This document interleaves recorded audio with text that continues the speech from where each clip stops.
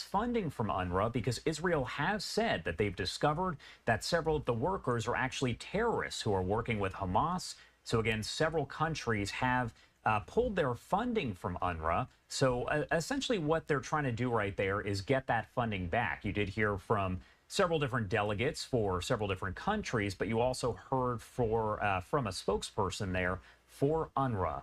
My understanding is that we will hear from someone else here in just a second. Not sure if they're going to walk back over to the podium or if they're going to switch the camera elsewhere, but it looks like, yep, they are walking back up. So let's pop up the audio and listen in.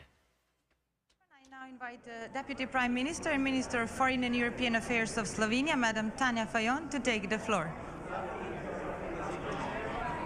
Thank you very much. I would once again like to thank to an amazing support we received by 118 to this morning countries, to the UNRWA, to the work, indispensable work of agency, helping daily to save lives of civilians. And it's extremely important. Slovenia stepped up and from the very beginning support financially the work of the agency, even if the hard times.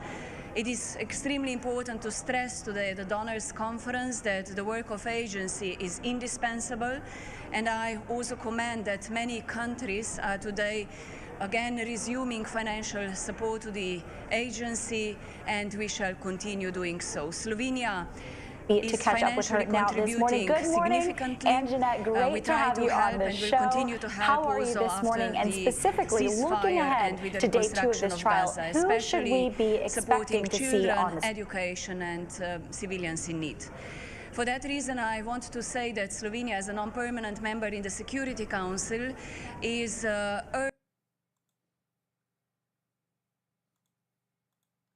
stand. Well, good morning to you, Anne-Marie. It's a sunny morning here in Santa Fe, New Mexico.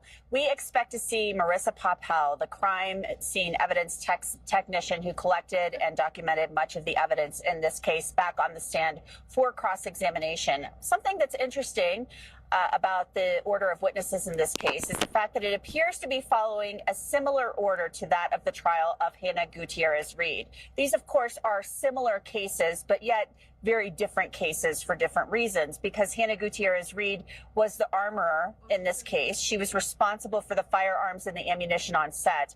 And one thing that we heard in the testimony from Marissa Popel yesterday that is just a sad fact in this case was the fact that there was live ammunition found mixed in with dummy rounds in her cart, her prop cart. And her prop cart, which has been the subject of much focus so far in the case, was described as a mess. You know, there was just stuff everywhere, and there was a holster that had both a live round in it and then other types of ammunition that was inert or dummy rounds. So we will continue to hear some cross-examination from, we hear the beginning of cross-examination of Marissa Popel and then some other witnesses following her, likely some law enforcement witnesses. We're trying to get some more information about that. And then, of course, we likely will hear from Hannah Gutierrez-Reed. She is on the witness list. We're waiting to see if she will indeed take the witness stand. We saw her in body camera footage yesterday.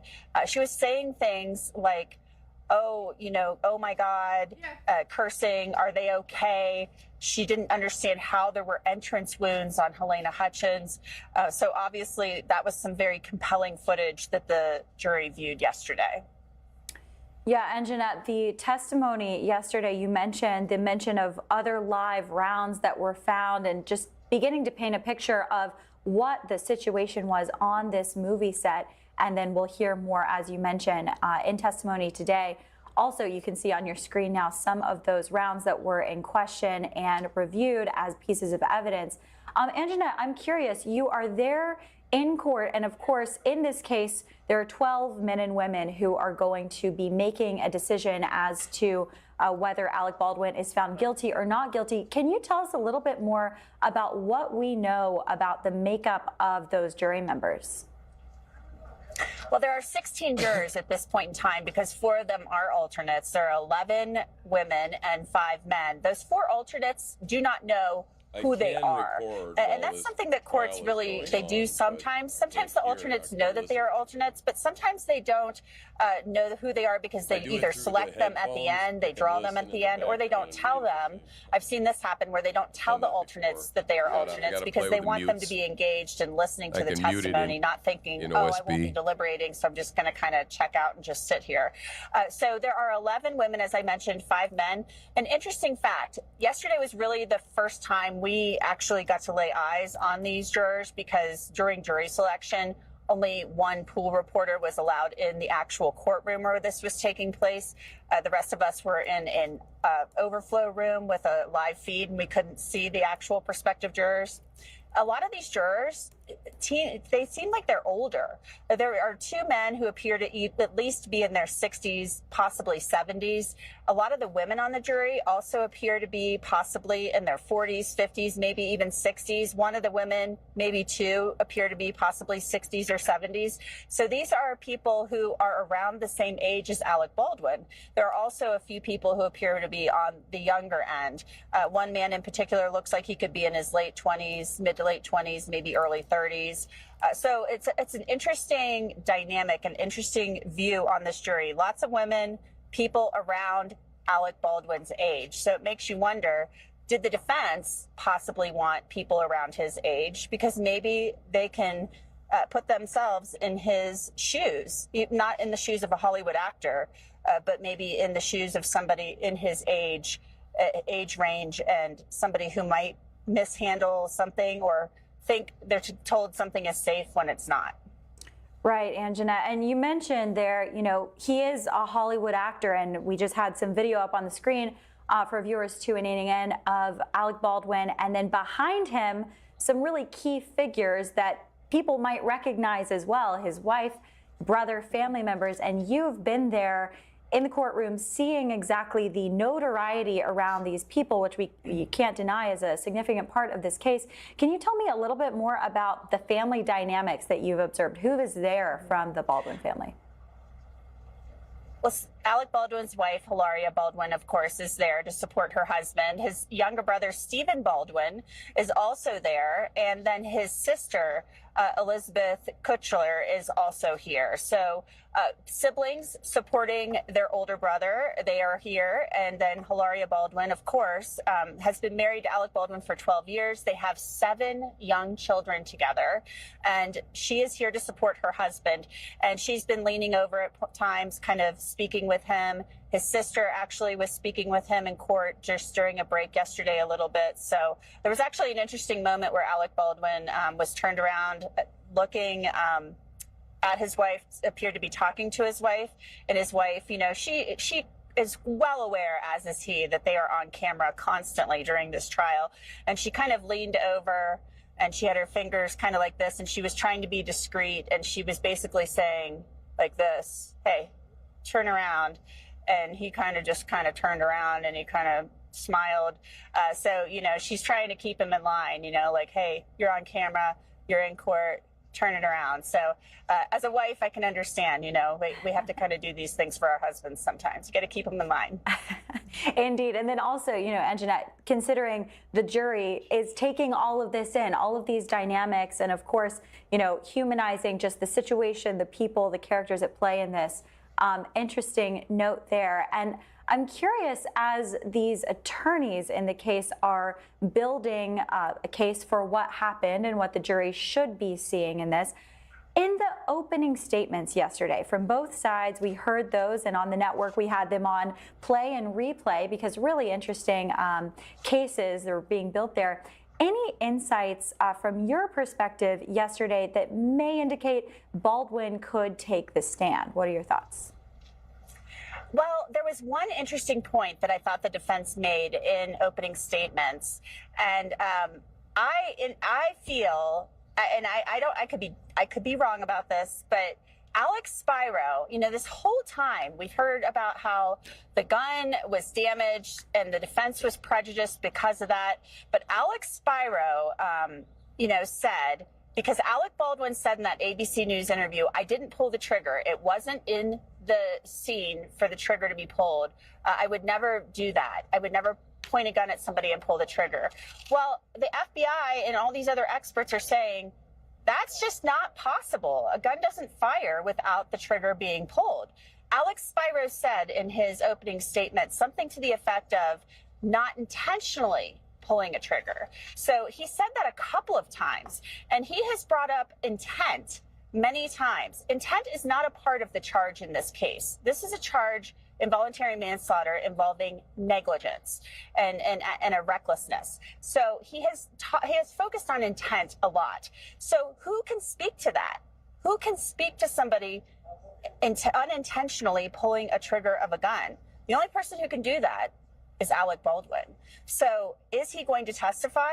On the exhibit list for the defense is the ABC News interview with George Stephanopoulos. So how does that exhibit come in unless he takes the stand?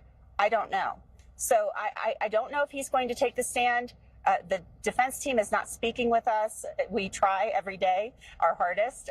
So we will just have to wait and see how that unfolds. But that's my theory, my thinking on it.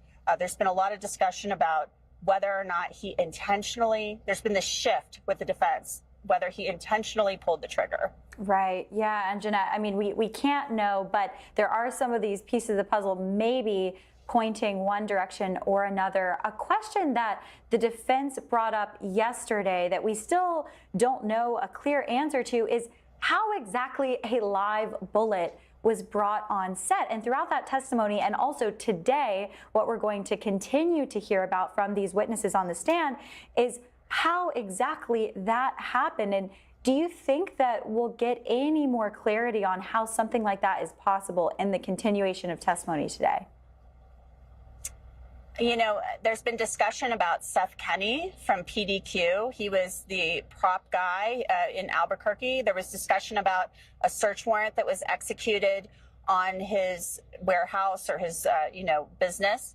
And they said they did not find that same ammo. So I think that they're basically, nobody knows for certain how that live ammo ended up on set. But we know that Hannah Gutierrez-Reed was in charge of that prop cart. She was in charge of the holster, all the firearms and ammo on set. So did she bring the live ammo? Did she mix it up? Very possibly so. So they said they did the search warrant on Seth Kenney's property, and, any live ammo there was kept separately and was not the same live ammo. So I think you can deduce that it didn't come from Seth Kenney, or at least that's what law enforcement believes. Right. We might get some more color on that today as testimony continues. Thank you so much, Anjanette, for being there on the ground for us and the network and our viewers in New Mexico. Appreciate you. We'll check back in with you soon and look forward to hearing more of the updates that you get. Right now, we do have to hit a quick break on the network, but stick with us. As soon as we come back, we're going to have testimony from crime scene technician Marissa Poppel, who testified in the trial. Stay with us.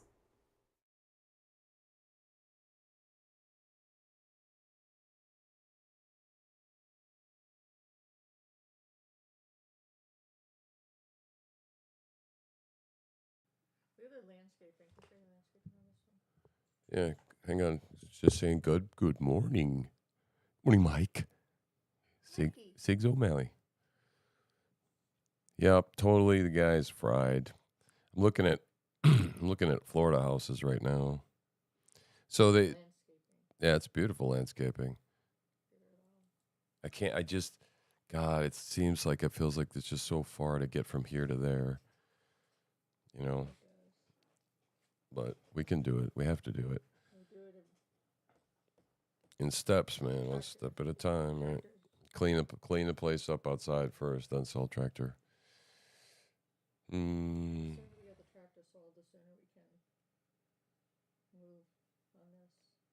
Yeah, he was just a stinking placeholder, man. I can't believe that he said before the questions, he started taking the questions, he goes, I got a list here, it was given to me.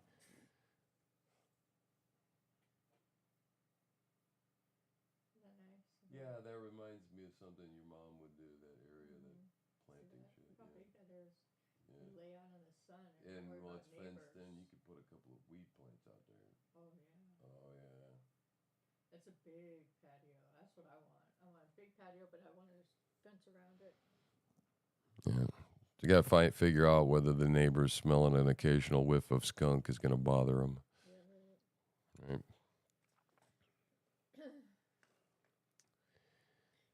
Nothing but an empty suit, man.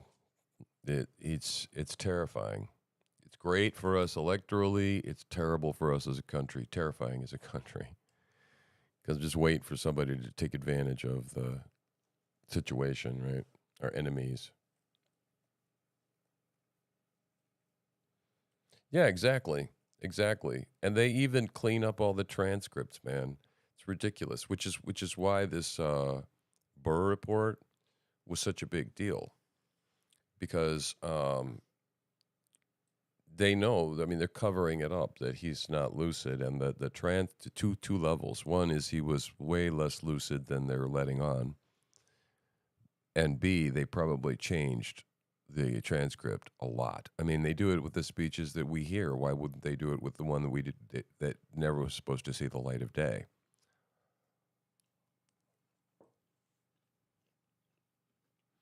It's fear-mongering, demagoguery.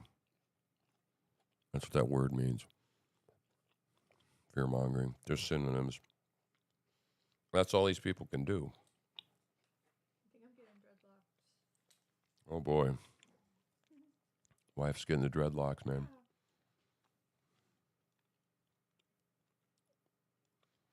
Yeah, and nobody's buying it anymore, I don't think. This Trump is an existential threat to democracy shit. I mean, they're still using it. Unbelievably so. Well, if it's such an existential threat, don't you think you should put up a candidate that is functioning in the brain a little bit? You know? Not so poopy pants. I'm just saying. Right? It's not good to have a president poopy pants.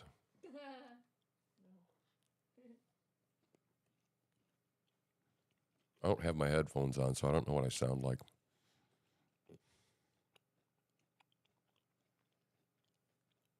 Mm-hmm. I'm surprised it's not started yet. There's some weed laws up in November, Florida. Marijuana laws. Yeah, Good, they got good. recreational, and then they got allowing people to grow it for their own use. Two things are going to be voted on. So probably the second one is more likely. I think so. Probably the second one is more likely than the first. What, recreational? No. Oh, growing at home, yeah. Yeah, your medical is more likely to pass, wouldn't you think? Because it's less in people's face.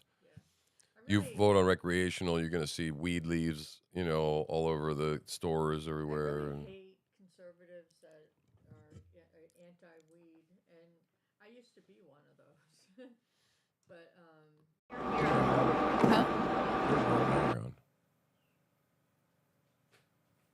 You used to be one of those people, and you're not anymore because you use it and realize how useful it is. But you chickened out now. You're talking and then yeah, you I stop. forgot what I was saying. You're saying that you were talking about it pisses you off conservatives that are anti-weed. Yeah, anti-weed people like Laura Ingraham. Ugh. See, I mean, they have a wrong understanding about it. Yeah, Mike, that's a very astute observation. I've said it before, too. He was president for 4 years. He didn't do all the things that you're saying he's going to do in the first time. Except now he's going to? Well, yeah, because you poked the bear. And you persecuted, and pushed, and all these bogus, one thing after the other. Right. Impeachment, lawsuits, the Russia hoax, all that shit. And now, I mean, it's like, yeah, well, we might get back in power and maybe investigate some of those things. And if there's some wrongdoing, maybe some people need to go to jail. That's kind of the way things work, but that's not retribution per se. Unless you say, well, they did bad things to me, even they were legal, but I'm going to do bad things to you, and that's going to be illegal, and I'm going to make up crimes about you. That's what they did to him. So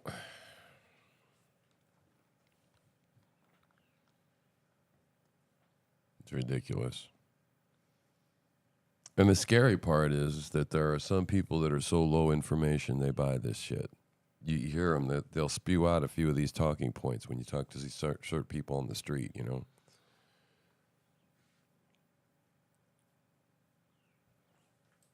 And I don't even know if you can call it gaslight anymore. It's like blowtorching. Yeah. It's like when they take that torch and they cook the top of the creme brulee and make it crispy. That's what's going on right now. Please stack sound. Gaslighting. Oh, gaslighting. Yeah, it's called I think blowtorching now. We should call it.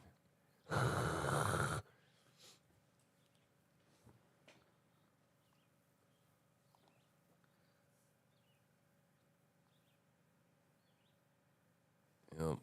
Emperor has no clothes. The Wizard of Oz. The curtain's been pulled back. All of it. Don't look. Don't look. Don't look. Don't believe your lying eyes.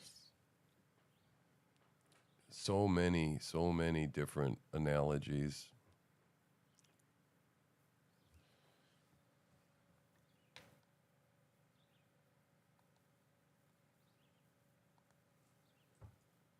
And he left office too. There's that little inconvenient fact.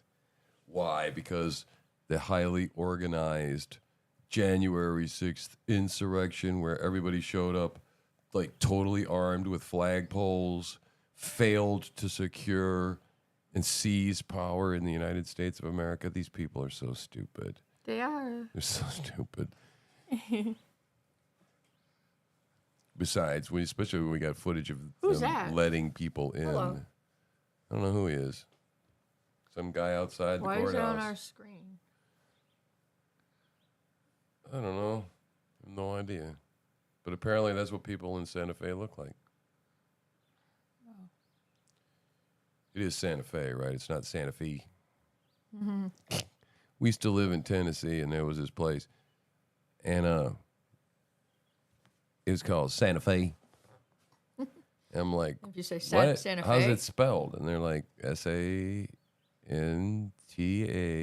space FE. And I'm like, that's Santa Fe. No, it's Santa Fe. You ain't saying it right.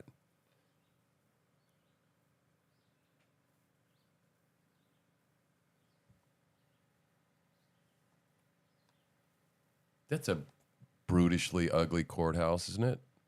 Yeah. Most of them are lately. Yeah, I don't think I've ever been in a courthouse I've enjoyed. I can't think of an enjoyable experience. No, ever. Nope. Well, except for the day that we got a $405,000 check. That was nice.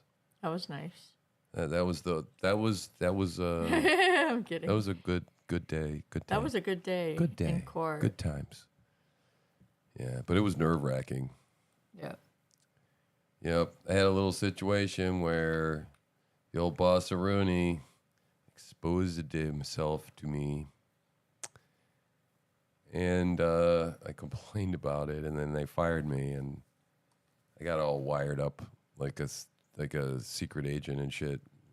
Drilled holes in briefcases and stuff and crammed a microphone in there. Mm-hmm. And then went and let them do their evil deeds. And then I had to keep a secret for how long? How long do we have to keep that secret? Over a year, right? It was the longest secret. Like a year and 4 months. Yeah, longest secret I ever had. Yeah, you weren't perfect either. Because I had the recordings, and no, it was perfect. I never disclosed that recording until that very day. What's his face? No. Oh. Okay. Nope, I didn't tell anybody until the day we sprung it in a deposition. And I got the question 23, and I had my boss sitting across from me, and what's in there? Human resources douche was there. Uh-huh. Yep. And in order to keep him shut, they promoted him to VP in order to protect the other guy. And they got to question 23. Santa gets paid. Yeah, that's the Santa fee. And they got that, and he said, "Do you have any audio or video recordings of blah blah blah blah blah blah blah blah?" And I went, "Yes, I do." You waited a whole year and a half to say that. And man, like everybody like looked at me and they were like, "What?"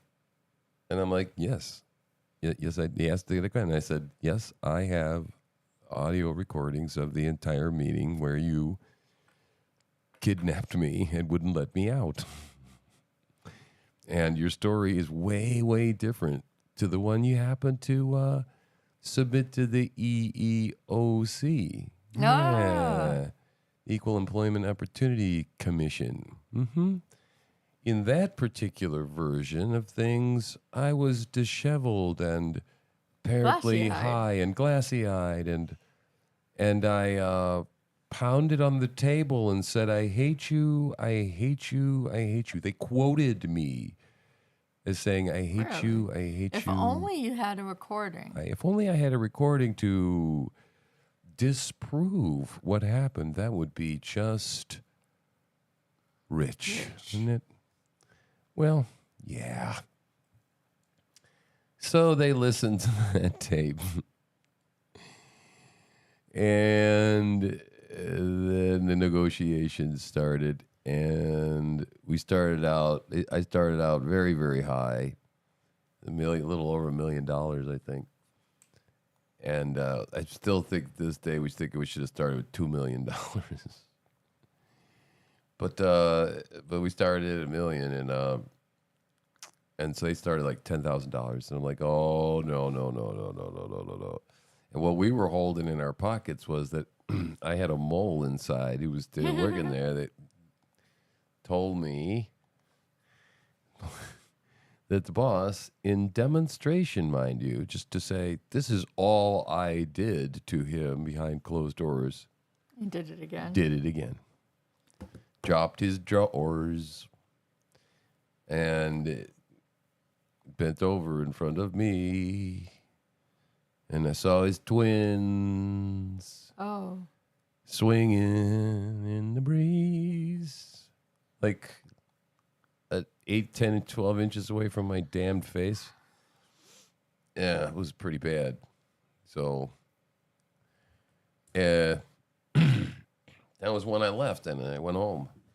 And I went home, my head was spinning. And the next day I went into work and I complained to HR about it. And then on Saturday I went to go back into this new building and go into my cubicle and go get my employee handbook manual, which there would clearly state the sexual harassment policy. And I was locked out already on Saturday morning. So they already took retaliatory action before even, checking things out. I don't think there's any sound going on yet. No. Nope, it's just a camera outside the damn courtroom.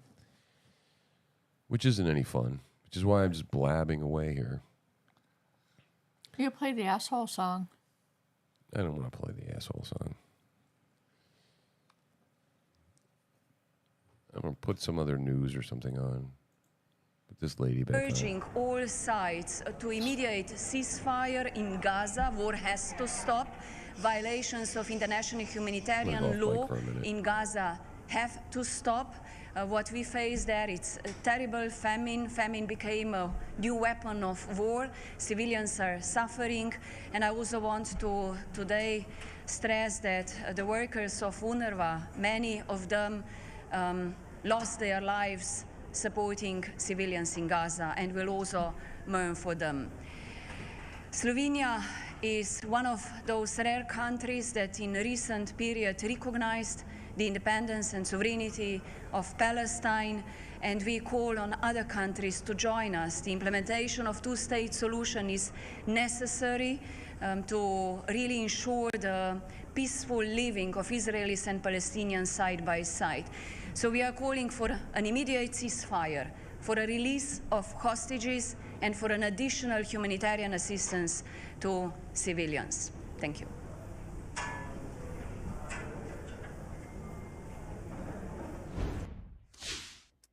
All right, and I do want to take you out to this live image that we do have coming in out of Kyiv, Ukraine. It looks like they might be moving the camera around at this moment, but this is live from the Children's Hospital in Kyiv as a farewell ceremony for the victims taking place within the hospital grounds. We know that Russia did bombard the Ukrainian capital in 4 months here, severely damaging the hospital Monday, terrorizing families and severely impacting their children who were already battling life-threatening diseases. So folks have gathered here to say their final goodbyes, and even though the camera's kind of pointed upward, you can see that there are dozens upon dozens, hundreds upon hundreds of people that have come out to pay their respects.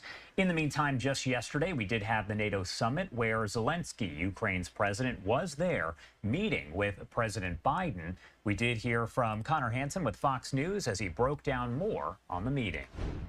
Together we are preserving Ukraine's independence and freedom. Ukrainian President Vladimir Zelensky personally thanking President Joe Biden for another commitment to send arms. It happened during a meeting on the final day of this week's NATO summit, where the focus was on defending Ukraine from Russia. Ukraine will prevail, and I want you to know we're going to be with you every step of the way. During the summit, Biden announced a new $225 million aid package, including Patriot missile systems to help fend off Russian attacks. Several other NATO members pledged weapons as well. It comes just days after a Russian missile strike hit Ukraine's largest children's hospital. The president is using his authority to pull the weapons directly from military stockpiles to get them to Ukraine sooner. President Zelensky says what they really need is permission from the U.S.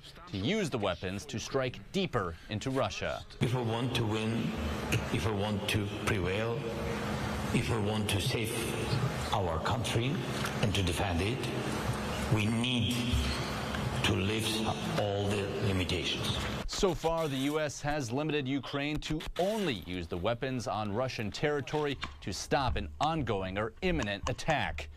President Zelensky plans to head west to address a meeting of the National Governors Association in Utah. In New York, Connor Hansen, Fox News.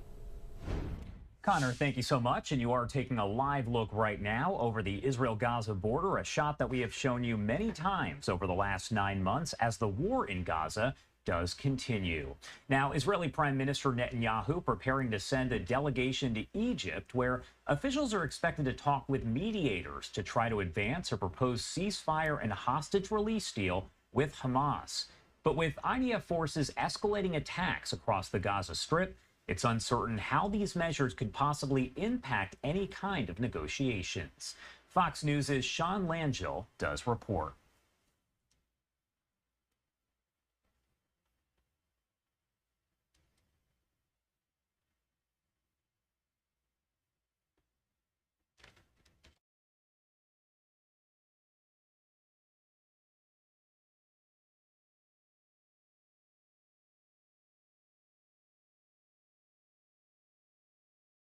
As IDF operations to eliminate Hamas rage on across the Gaza Strip, Israeli military officials are disclosing the findings of a new investigation into the terror group's deadly incursion on October 7th, saying Thursday the Israeli army failed in its mission to protect its citizens, citing disorganization and slow response times to neighborhoods under attack. We were not prepared for the murderous terrorist attack by Hamas, involving thousands of terrorists who infiltrated the country at dozens of points at the same time and began a campaign of killing, slaughter, and kidnapping. This comes as ramped-up efforts to wipe out regrouping militants in Gaza are reducing more areas to rubble, especially up north in Gaza City, the largest city in the Strip. Why do they hold us accountable for the fault of others? What did we do? We are citizens. Look at the destruction around you. But U.S. officials say Israel is vowing to allow aid workers in Gaza to operate with greater speed and safety to help Palestinian civilians. These issues of deconfliction, of safe humanitarian movement become all the more important because when the IDF is active in military hostilities, humanitarian aid workers have paid the price. The United Nations, however, says in many instances, far too little aid is getting through border crossings, casting blame on the ongoing fighting and limited coordination with Israeli forces. Our colleagues in Gaza are not sitting on their hands. The UN trucks that are getting are picking up aid are doing it often at great cost because they are being either looted or attacked. Sean Lanchel, Fox News. Sean, thank you so much for that report. And I do want to take you out live back here in the U.S. This is outside of the courthouse in Santa Fe, New Mexico, where testimony is expected to resume in the Alec Baldwin Rust trial. That's expected to start in just about 30 minutes at 10:30 a.m. Eastern time. We know they haven't necessarily been starting right on time, but that is when folks enter into the courtroom. Either way, we do have a camera inside the courtroom, and we'll bring you all of the action as it does take place. This will be day 3 of what is expected to be a 10-day trial. Again, we do have that camera in the courtroom, so you can watch live, raw, and unfiltered right here on Live Now from Fox. Do want to head to our final 2-minute commercial break of the hour now at 9:54 on the East Coast and 6:54 on the West Coast. You're watching Live Now from Fox, and on the other side, Mike Page will be in the hot seat with your top stories, live events, and breaking news.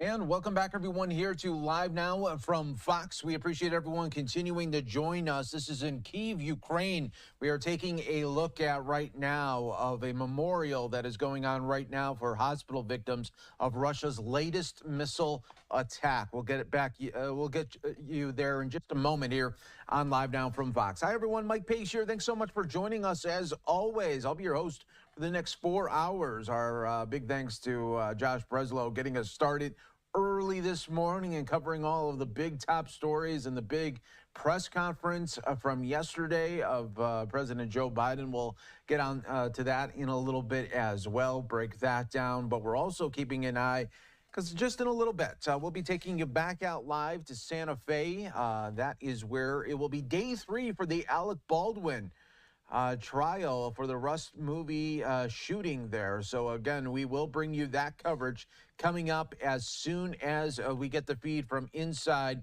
of that courtroom there. So we're also keeping an eye on some other things out in Florida as well, talking about the death of a 13-year-old that happened back on July 4th. Police will continue to give us the latest updates on that coming up in just a little bit. When we do get that feed, we'll bring it to you, of course, right here, as always, on Live Now from Fox. Let's take in some of the sights and sounds, though, from that memorial in Ukraine.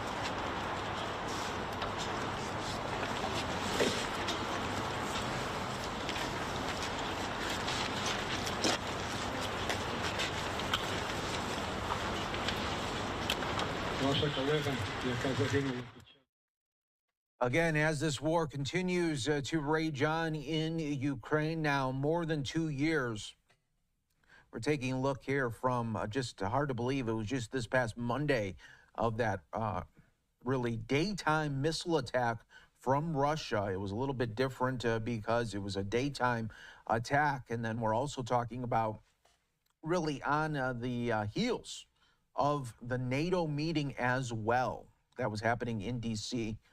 Let's listen in.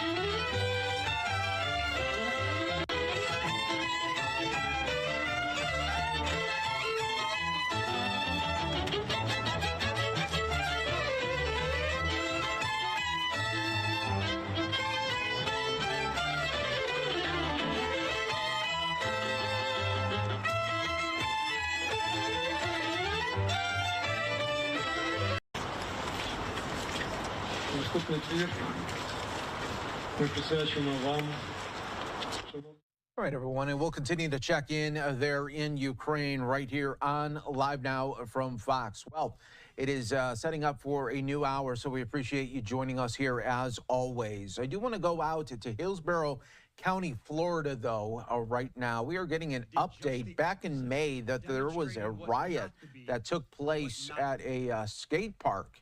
Now we are learning of an arrest that has been made. Let's listen on Live Now. Went down to the Astro Skate and inquired about having a birthday party for her daughter. She entered into a contract, and part of that contract to have that birthday party, that after hours party, that 11 p.m. to 1 a.m. party, there's certain requirements. One of those requirements is that based on the number of individuals she thought would be in attendance, she was required to hire 2 off-duty deputies. Fast forward to May 17th, she receives a phone call from the leadership of Astroskate informing her that she's been in breach of contract. All right, everyone, we are going to go back to that in just a moment because I just did get a live feed right now out of Florida here again, but this one in Orange County, Florida, getting an update on a July 4th murder that detectives have been working on, the murder of a 13-year-old. We are getting new information. Let's listen. Of law enforcement who are testing a significant amount of evidence as we still investigate this case. And we want to thank the community.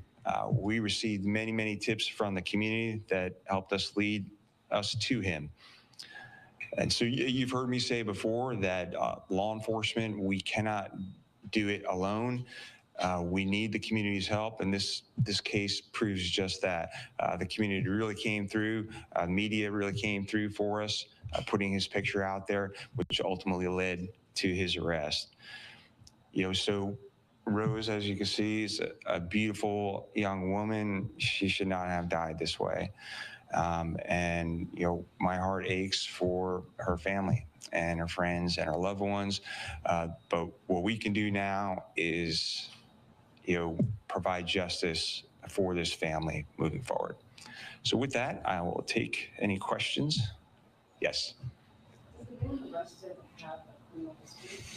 Yes, he does. So he had been arrested for lewd and lascivious behavior on a child. That case was ultimately dropped to child abuse.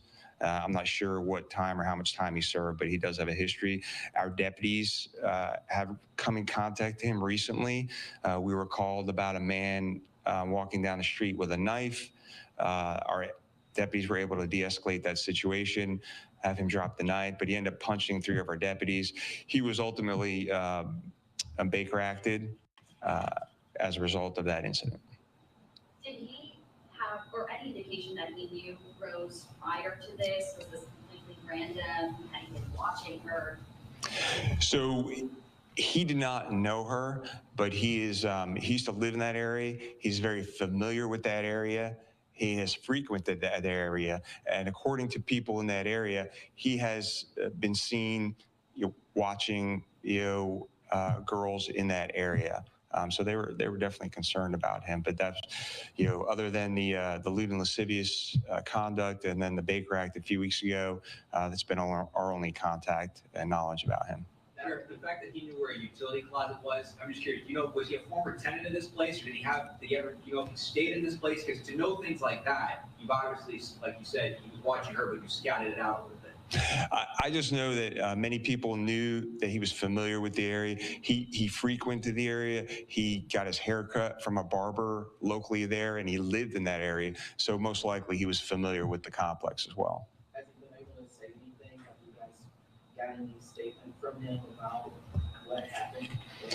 So, he was arrested yesterday. He was here at the Orange County Sheriff's Office for 8 hours and did not open his mouth one time, except to eat. Do we know if he spent any time in a civil commitment center under the Junior Race Act? One more time. Do we know if he spent any time in a civil commitment center under the Junior Race Act? I'm not sure. Are you guys assessing any sexual assault kids?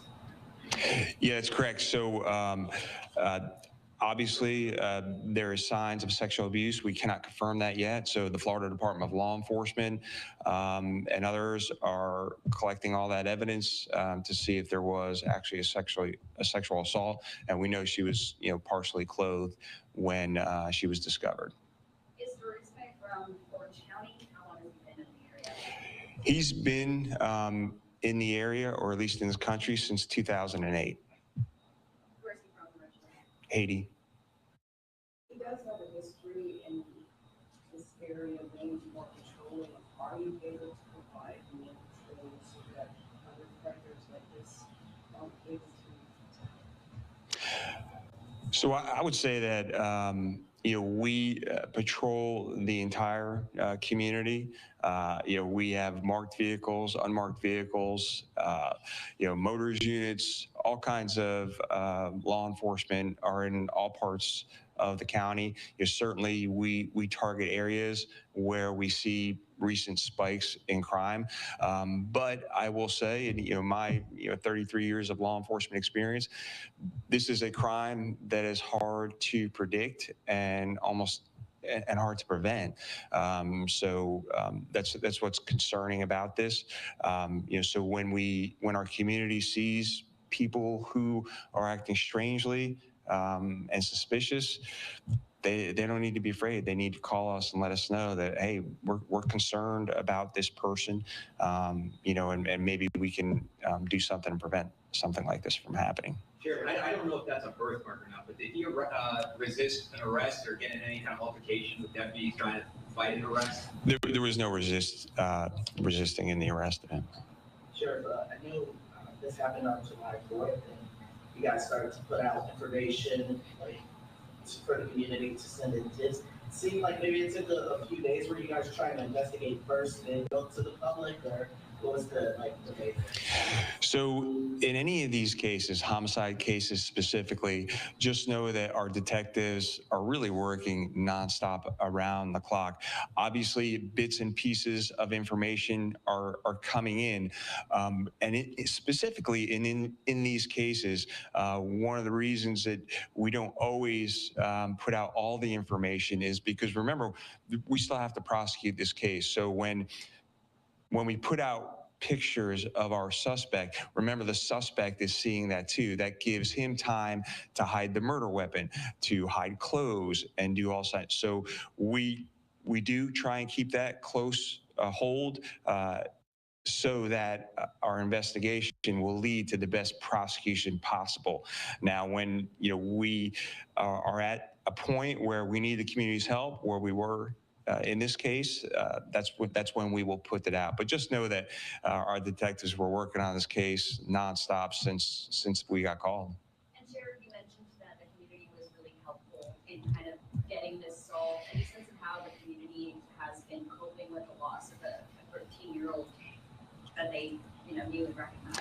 Yeah, I mean, if you even look at the comments on our social media pages, you can tell the community is upset. We received many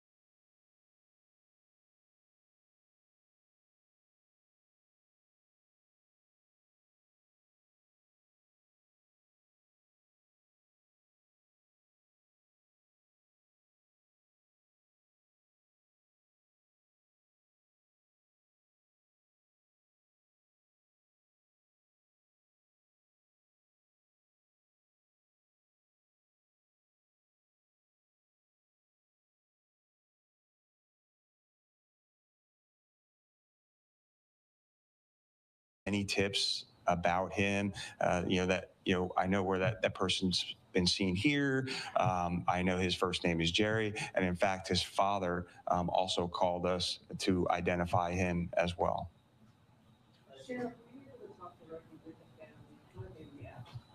I know our detectives and our victim advocates have been in close contact with the family, and obviously, just like any family, they're devastated. Look at that beautiful young girl. We would all be devastated. I think there's always going to be a sense of, well, at least someone is being held responsible for this case. Sure, we know there was a reward. Is that reward going to be distributed to one person or maybe a group of people? The $5,000 reward? That'll all have to be sorted out by Crime Line, because yes, there were many tips that came in. Sure. Knowing that he was from out of the country, I'm just curious, was he here legally? Was he following all the things? Because he had the arrest prior? Was everything there? Yeah, it's my understanding that he was here legally since 2008. All right. Thank you. All right, there's a terrible update to that story that just shocking there for so many of the family members and friends, but at least they do have an arrest now finally in that terrible July 4th murder there of the 13-year-old.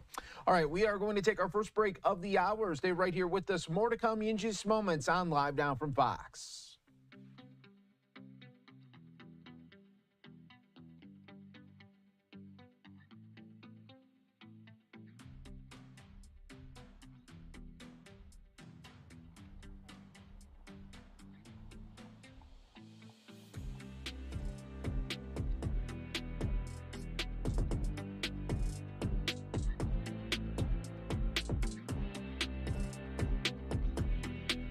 Hey, Waz.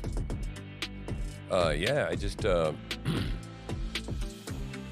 figured it out, man. I went in there this morning, and I tried to figure it out last night, and then I started talking to Jen this morning, and it's weird because I had these accounts, and I wasn't sure why it wasn't streaming to the correct place. I was streaming to some place I had 4 followers, which is the TruthSlinger News or whatever, TruthSlinger. I don't even know how he created that. That's where all my other live streams were going to. But there's a little button that says Stream As. And I just switched it over. And ba-bam, started. At least I was pretty sure it was going to work. So I'm glad to see that I got confirmation of that. The more, the better, right? The more places I'm streaming to, the better off we are. I don't know if it's worth trying to get on Twitch. Twitch, do you know anything about Twitch? I don't know nothing about that. So, but I do definitely want to get this thing going as a podcast. We got to get that up on all the different platforms like Spotify, Apple, and iTunes. Yeah, what are those? The three main ones, right? So yeah, because I mean, might as well be out there. I think the morning show would be. Morning show definitely fit that format of a somebody could listen to, right? So especially if we keep that in mind, you know, as we do the stuff and visually explain what's going on in some of these, you know, videos that we show. But I think it might work. It might work. How our colleagues wake up day after day in a living nightmare and still deliver for Palestinians in desperate need. Because I cannot. They are doctors, nurses, counselors, engineers, drivers, and so many others. What? All demonstrating incredible courage and solidarity. I'm broadcasting a different stream. To deliver UNRWA's mandate in desperate circumstances in Gaza, while UNRWA also strives to deliver in an increasingly challenging situation in the occupied West Bank, including East Jerusalem, and in Jordan, Lebanon, and Syria, championing human development and human rights. Excellencies, hopelessness is the greatest ally of Oh my instability. God. And the work of UNRWA Is it streaming anything over there? Providing hope and stability On Rumble? Across a troubled region. Without the necessary support and financing to UNRWA, Palestine refugees will lose a critical lifeline and the last ray of hope for a better future. To those of you who have already pledged support, hey guys, Donald Trump Jr. I thank here. you. Let me ask you, does inflation And my feel appeal to worse than what we're everyone is being told? this. That's because the official UNRWA. inflation rate doesn't tell Protect the whole UNRWA's staff. Watch what protein and protect shakes do UNRWA's to your mandate, body. including through You've got funding. almond butter. And let me be clear, there is It's working. no alternative to UNRWA. Yeah. We are working on all Yeah, it's working on Rumble. I'm looking at it right now. recommendations of the Catherine Colonna report by strengthening UNRWA's work and risk management mechanisms. Now Yep, is also yep, the yep, time yep. to work on all fronts. The Secretary General is also speaking on the Rumble. TruthSlinger News Daily Podcast, 29 followers. Starting with an immediate humanitarian Three ceasefire in Gaza, people watching. and an immediate and unconditional release of all hostages. Currently. Ultimately, Yep, I gotta only mute a that. political solution can bring an end to this conflict. One that realizes a vision of two states, Israel and Palestine. What's going on with the trial? Living side by side in peace and security, with Jerusalem as the capital of both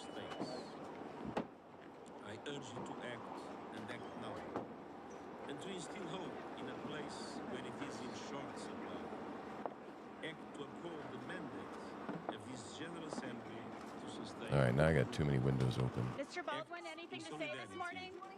With Palestine refugees and all Mrs. the Baldwin, Palestinian anything to people, say? and I thank you. I should like to thank the Secretary General for his statement, and I will now make some remarks of my own. Mr. Antonio Guterres, Secretary General of the United Nations, Mr. Philippe Lazzarini, Commissioner General of UNRWA, Excellencies, ladies and gentlemen. As President of the General Assembly, Stops. I have consistently emphasized that the work and impact of the United Nations extends far beyond the physical confines of our headquarters in New York. Our field offices save innumerable lives and work diligently to improve the quality of life for millions, giving them hope. Our United Nations system organizations provide shelter to displaced refugees, sustenance to the hungry, and education to children. Jones. So we want to talk a little bit more about the inflation rate is lower. Prices are still going up. If you look at the broadest measure of the inflation rate that includes all items, they're up 3% year over year when you compare June of this year to June of last year. And if you look at what's called the core rate, which is an interesting number because it excludes food and fuel, and the reason for that is Cool. Well, I'm glad I got that fixed. prices can be moved by things that are outside of our Yeah, control. sometimes yesterday it was not very clear or obvious to me of how to fix So we it. still have an inflation And then today, issue. just like I said, I was setting it up and I went, oh, there it is. I think There it we'll eventually is. get back to where people's purchasing power is back to where it was in 2021. But unfortunately, I don't see that happening until I think this thing was supposed to start at 10:30.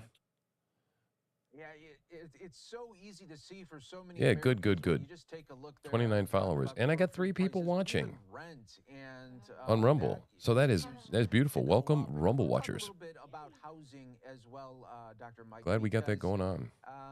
You know, we're at a moment here where still these interest rates are very high for what people are looking at. I mean, look at if you are looking at Gee, inflation is still high. What a shock. What a surprise. The rates at maybe 6.8 or even 7%. You are looking at a payment that is well over $3,000 a month for families. And I see this I hear this from young people all the time, young people that I meet in various settings who say, gosh, I'm ready to buy a house. I just can't afford to buy the house. The ironic thing here is that this is exactly what the Federal Reserve wanted to happen. The Federal Reserve's tool that they use in trying to moderate inflation is to tamp down spending. When they tamp down spending, that tends to take pressure off of prices. And they've been successful in the sense So I don't know that if you're you go still back oh, to yeah. mid-2022. Oh yeah, the sheriff talking threw you off. Yeah. Inflation rate was 9%. I gotta I'm gonna put up a post. I'm gonna send it to you. I got to be on the boiler room last night, and boy, did we have a good time. I got to be there with my new friend Hesher, and also Adam Clark. Ruckus was there, and it was a late night show. And boy, let me tell you, we had fun. It was one of those where it's like it's expected to get spicy, you know. And there was another gentleman there. I have to look up his name. His name is Mike something. Brilliant guy. Oh my God, what a brilliant political understanding and historian, and he was just really stimulating to spend time with. And I got to just really just like let my hair down, and it was a good time. I didn't worry. A lot of times when I get on these shows, you know, potentially, you know, they're adversarial to a certain degree, and so you know, there's nerves associated with it, and also, you know, is everything going to work technically and all that stuff. And it was real casual, and had plenty of time to hang out in the green room, make sure everything was working good, and we're just all talking, and finally started the show, and we went for like, I don't know, maybe like a couple hours. And it was great, man. We had absolute wonderful time. I haven't belly laughed like that. I mean, this guy Mike was tearing my shit up. And the funny part is if I remember correctly, he was funny, but it wasn't that funny, right? But I mean, but I hit my funny bone, and boy, I just couldn't, I just couldn't stop. And so, man, that was good. That doesn't happen very often, right? Usually life is kind of heavy, and we don't sorry, we don't have our always laughing, right? And laughing is good for the soul. Very necessary, very important, especially in this dark time that we've got going on. And so, with all the political stuff going on, knowing we don't have a president, we have a potato in chief. Gosh, man, all you can do is try to laugh at it so that you don't cry. And so, yeah, it was a stimulating conversation. It was a whole lot of fun. So I'll send it to you, and it's on like 2 or 3 platforms. You can rewatch it. I haven't rewatched it myself, but I'd like to see it. My wife hadn't seen it. She went to bed early because this thing starts anywhere from like between 9 and 11 o'clock, because all these guys are doing all sorts of other stuff and broadcasting, and full days of broadcasting. These people that are doing this, some of them for more of a living than I am. I'm not going to make much of a living at the moment. I keep having hope, we just keep at it. And someday maybe we can make a little bit more of a living off of it, and maybe get a regular paying gig, which is, what I'm kind of trying to do. So in order to do that, I have to make the circuit. So that was really, really cool to be able to do that and put my big boy pants on, right? Just like that president, right? And I played with the big boys last night. And it was great because I was really relaxed and really casual, and I was able to, sometimes you can, like, it's stage fright, and I don't get much stage fright anymore these days, but I mean, like I said, there are nerves, and it's harder to produce information sometimes when you're a little on edge like that. And since I was just so comfortable with these guys, I was able to just be myself and completely flow and really contribute well to the conversation and on the fly, and be funny and entertaining and enjoy myself. And it was a really good time. So, yeah, New Regis and Kathy Lee. Well, I'm hoping so. I'm hoping so. We just keep pushing at it, right? And trying to make it better and curate it better and promote it better, and just keep pushing and pushing and pushing and pushing. And eventually, I think it's gonna do something. It is doing something already. So, sooner or later, growth will happen. It's just a matter of time. Change is inevitable. And as long as, we don't do anything really stupid and offend a lot of people, in the morning by saying something ridiculous, I think we should be good. Still, hopefully we just continue to put out high quality content, and which is one of the reasons that we decided that we just need more structure in our life, and we need to put away some childish things we've been doing, and so, I just got to be done with some of this stuff, Yeah, pray for us. Yeah, we could definitely, yeah, use your prayers. I don't think that's not live. Law and Crime would have it on already, wouldn't they? I did get it, so thank you. You're welcome, Your Honor. Since we did submit the written briefing, I will try to be brief, but I think it'd be helpful to build out some of the facts so Your Honor has the chronology of how this happened and has the factual pieces to understand the severity of what's happened. Okay. So on November 1st, 2021, shortly after the Rust incident, Seth Kenny's on the... Just one moment. I need Faith to get me my notebook. Of course. My notebook. I brought it up yesterday. Might even be in my Good things do computer take bag. time. Okay. Yep. I'm going to go ahead. I'll take notes on this. All right, go ahead. And the journey's fun, too. Thank you. So November 1st, 2021, Seth Kenny is on a phone call with Corporal Hancock. At that point, we've heard about Seth Kenny's involvement in this, his effort to pry into what's going on with the prop card and the bullets. And so on that phone call, he's telling Corporal Hancock, then Detective Hancock, that he believes he knows where the live bullet came from. He dials in a guy named Teskey, who we heard about yesterday in testimony. Teskey gets on the line, and Seth says, tell Detective Hancock what you know. And he says, well, Fel Reed dropped off a batch of live ammunition at my business because I have a safer place to store it. And after that, Fel shows up, grabs some of the live ammunition, and leaves some behind. And that's what I know. And Seth says, well, that could be from the same batch that killed Helena Hutchins. Could be a match. He says, and it's Fel Reed, and it's Hannah Gutierrez Reed. That's the one who's responsible here, pushing it off on Gutierrez Reed as the source of the live ammunition, just as the state has done in this case. He says, thank you very much. He gets off the phone. Fel says, Teskey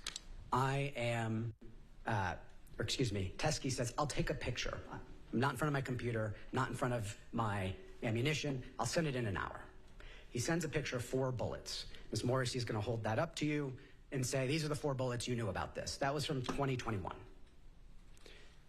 Detective Hancock does not preserve the other live ammunition that's at Teskey's property, even though he told her this could be from the live ammunition. I don't know what we're doing here. That matches the bullet that killed Helena Hutchins. I don't know if we're arguing 2 years later, keep November evidence 2nd, out or something. 2023, there's a PTI. I don't think the jury's in the Ms. room. Morrissey's asking questions, and she starts probing further into the live ammunition that Teskey had previously said was given to him by Fel Reed. And she says, do you still have some of that ammunition? I'm going to put on some more coffee. Well, I'll be right some back. of it, but I've been out shooting it over the last 2 years because Detective Hancock did not preserve it over that time period. Miss Morrissey probes further. Where'd it come from? Tell me your story. He says, well, Fel dropped it off. He then picked some up, and he went with Seth Kenney to the 1883 Yellowstone movie, where he was teaching people how to shoot with that live ammunition. He then went to another movie with Seth Kenney, teaching people how to shoot with that live ammunition. And Seth Kenney then took a green ammo can with that live ammunition in it and brought it home with him. He says that could be the live ammunition from that green ammo can that killed Helena Hutchins. Ms. Morrissey says, I want you to preserve that. And do you think there's any evidence that this was sabotage? And he says, well, actually, Seth Kenney called me while Rust was shooting, telling me he wanted to get Hannah Gutierrez Reed fired. But he didn't know how to do it because he was concerned about upsetting Fel Reed, significant armor in the business, as Your Honor knows. And so he says, I don't have evidence that there was sabotage, but that's what I know, and I still have this ammunition. As we know, Sarah Zachary, the one who threw the live bullets away, we don't know, live or not, threw bullets away after the incident on Rust, admitted that.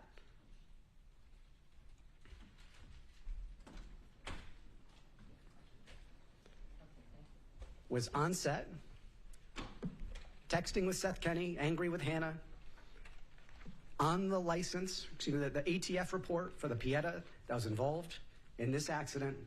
She was on set. They were close, we know that. And so Ms. Morrissey says, you hold on to that evidence and I'll come get it, in essence. She never does. November 2023. Fast forward to March 6, 2024. The end of Hannah Gutierrez Reed's trial.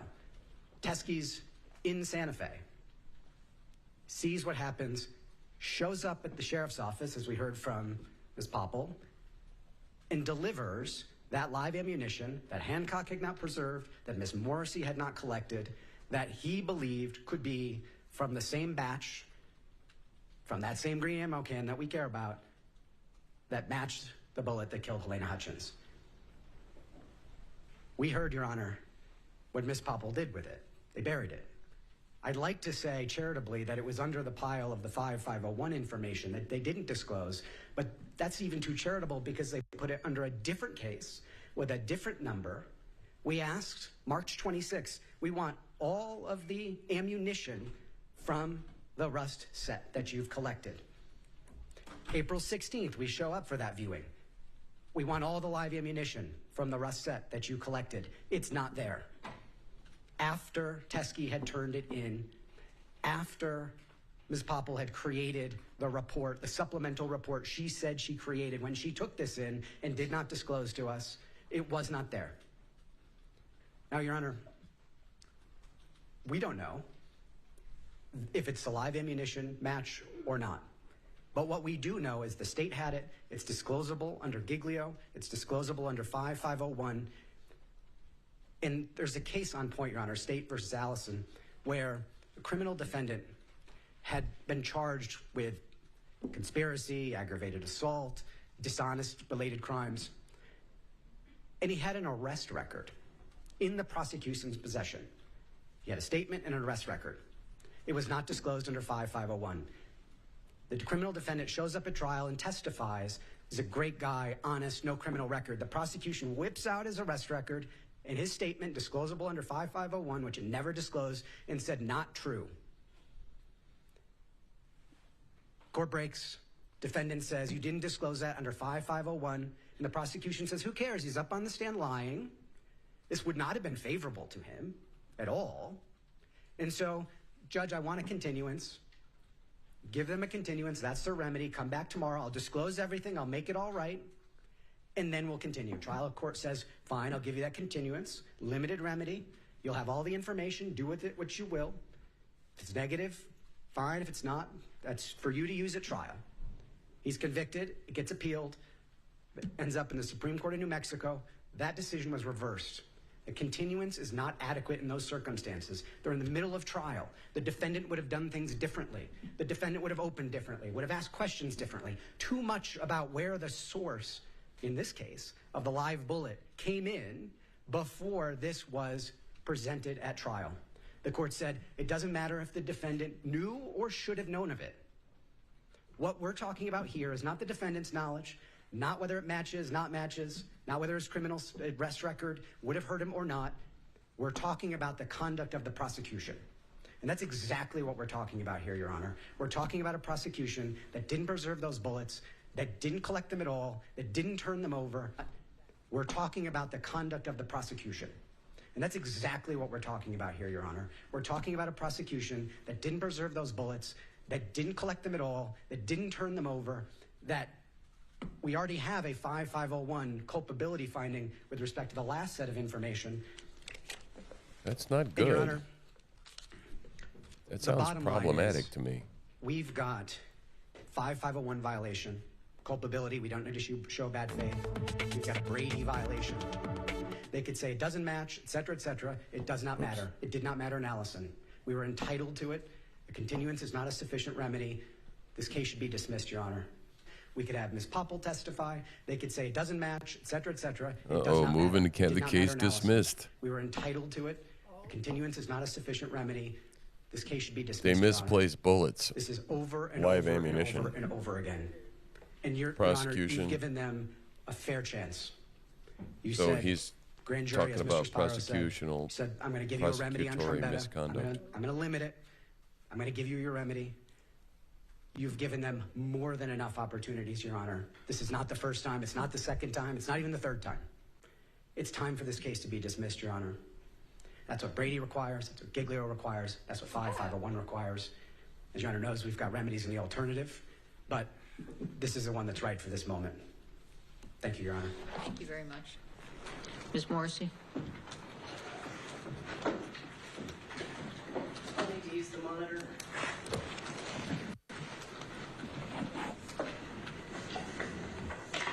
He looks hazy today. Just doesn't look well throughout all of this.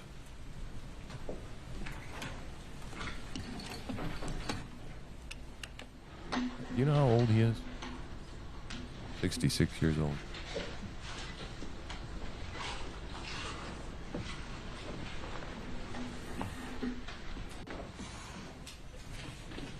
Yeah, a little puffy, but so they just argued to get the trial tossed out, or to get the. Your Honor, there have been absolutely no violations of our obligations as prosecutors.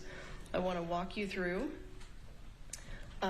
everything that has occurred in this regard, everything that these defense attorneys knew well before today, and everything that was also disclosed to Ms. Gutierrez's counsel. So what you can see from the transcript of Mr. Teskey's interview during the Gutierrez case prior to her trial is that Mr. Teskey is Thel Reed's close friend. And Mr. Teskey stores Mr. Reed's ammunition. And the reason that he stores it for Mr. Reed is because Mr. Reed lives in a single-wide mobile home that doesn't have a lot of security, and because he's a professional armorer, he has a bunch of guns and ammunition. Mr. Teskey is a retired police officer who has a whole bunch of security at his property. So Thel Reed has 300 rounds of live .45 caliber ammunition.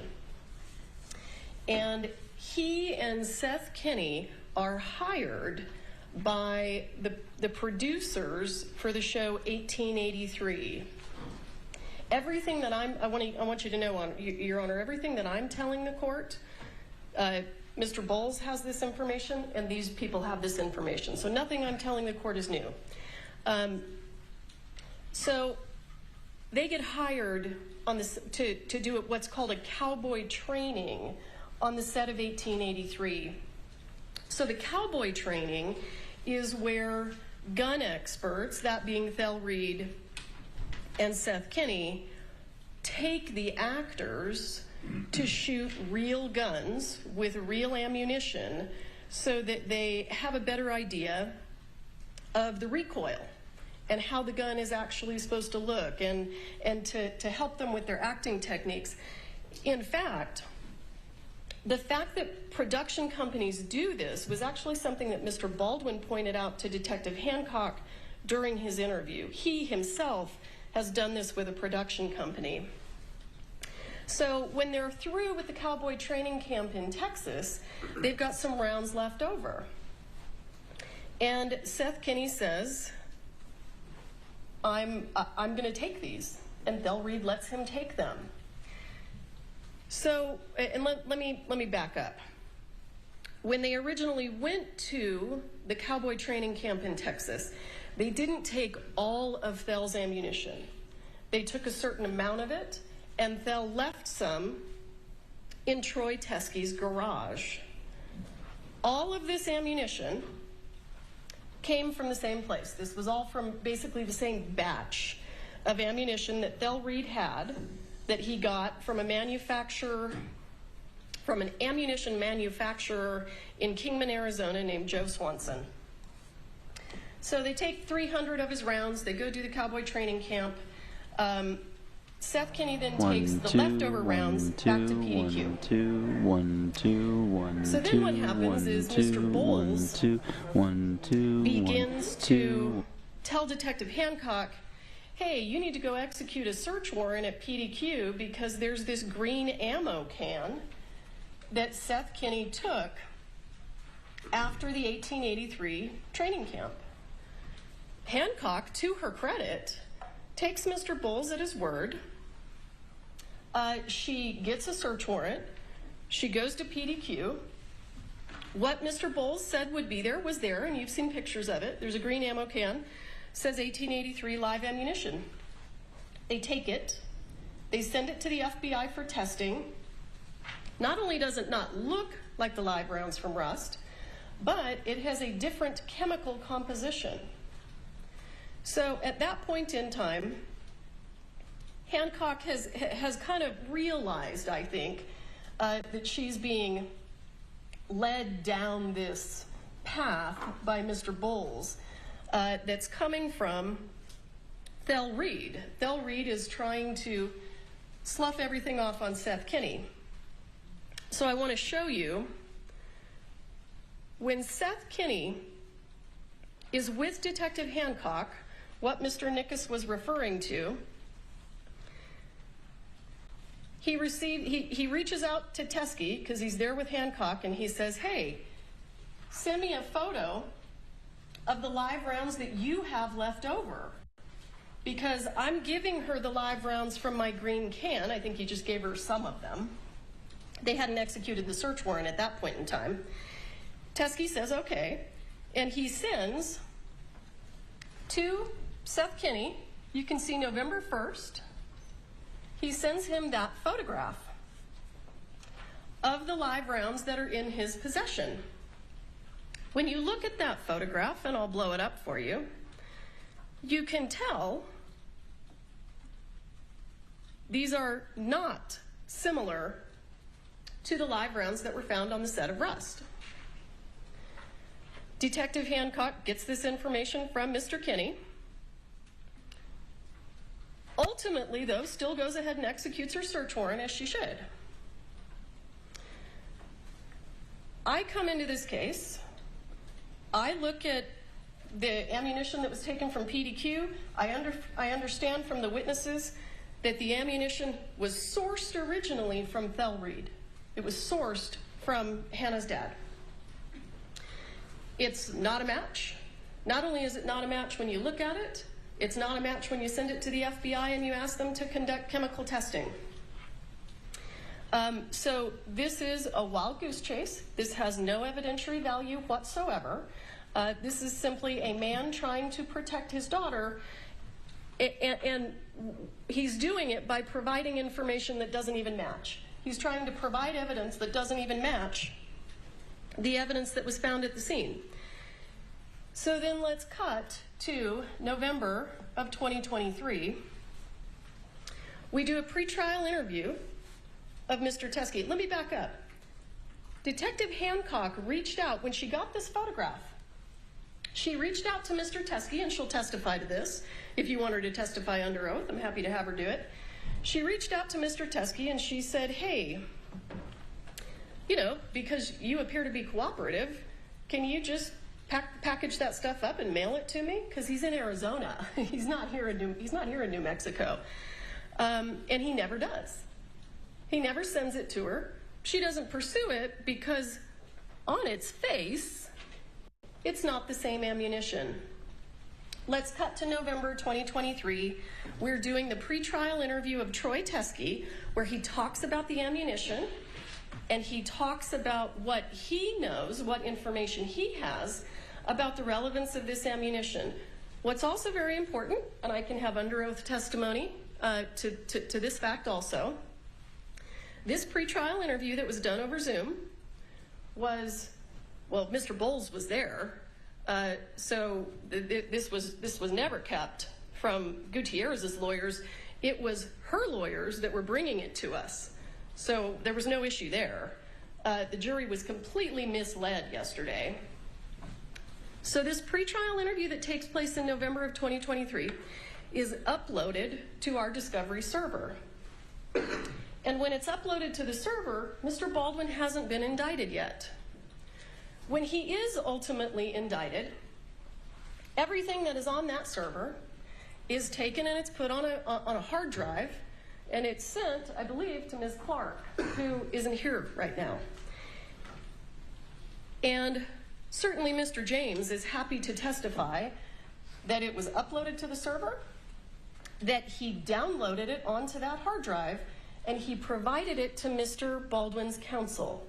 So the jury was misled again yesterday when Mr. Spiro indicated we had no idea about any of this. They've had it the entire time.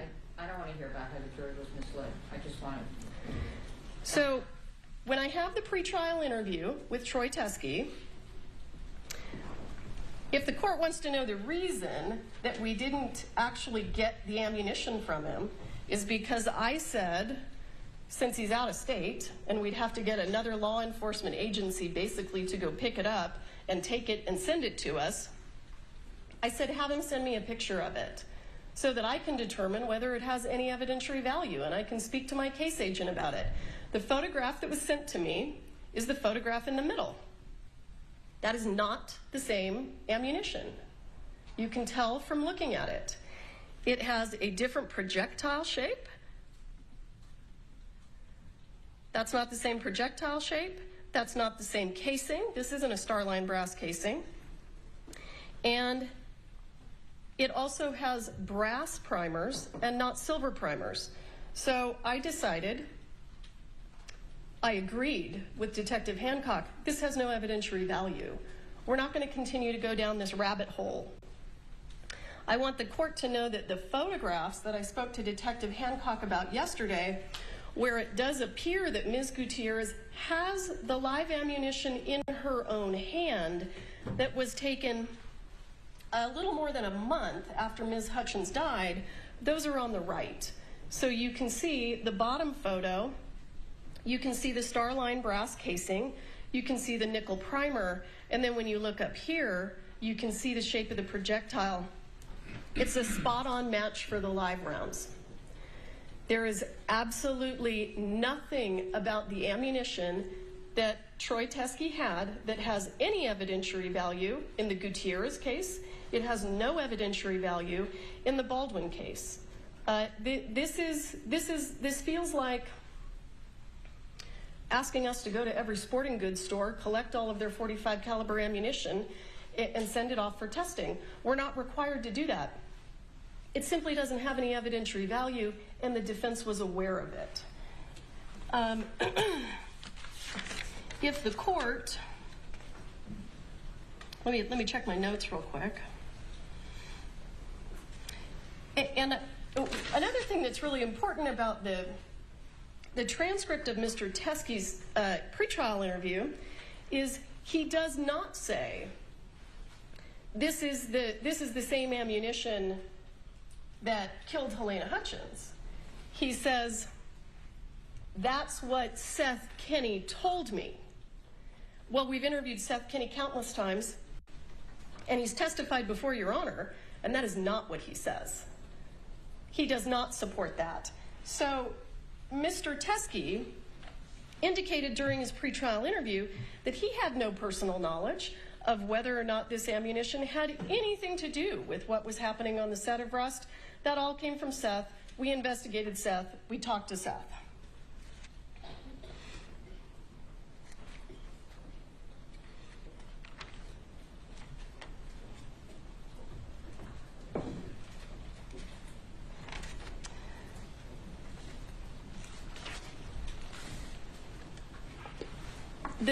The only way that this has, on the best of days, for this to be relevant information for even Ms. Gutierrez, it's not at all relevant to Mr. Baldwin, but even for Ms. Gutierrez, it has to actually have some exculpatory value. And you can tell from the pictures on the right, it doesn't. It doesn't have any exculpatory value. And I want the court to keep in mind, Hannah Gutierrez, when she was working on the set of The Old Way in August, before she came to New Mexico to work on the set of Rust, she sent Seth Kenney a text message. And in that text message, she said, is it okay with you if I shoot live rounds out of the set guns? And Seth Kenney responded and said, no, don't do that. In fact, what he says is, it always ends in tears. It did this time. Hannah Gutierrez admits to law enforcement that she loaded the gun. She points out the box of dummy rounds that she was sourcing ammunition from.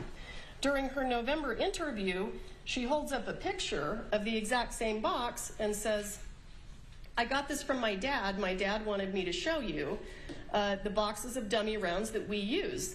And it was a spot-on match. She actually indicated that she got the box of dummy rounds from her own father. None of this is exculpatory at all. This is the exact same batch of ammunition that has already been sent to the FBI and tested, because it all came from the same place. There's no reason for us to do it again. Thank you. Your Honor, I don't know at this moment if the court is intending to take evidence or not, so... She didn't call anybody. Okay. I can, if the court... It is your presentation. I'm not going to tell you what to do on your presentation. I'll do it then. We'll take evidence. If my offer of proof isn't enough, I'm happy to go witnesses up. I just wanted to say one thing to the court, which is just simply that Ms. Morrissey, in her presentation, didn't say one word. Not one word. Isn't this properly for Mr. Well, I don't even say that. Well, he was making it a legal argument. If we're going to do an evidentiary hearing, there won't going to be multiple lawyers involved. But so I would just simply point out that there wasn't one word about what was actually turned in. I don't know if the court realizes that. That was all about stuff that happened that... All right. Thank you. All right. Go ahead, Mr. Nikas. I'll be very brief, Your Honor. If this evidence wasn't as important as we say it is, they would have turned it over.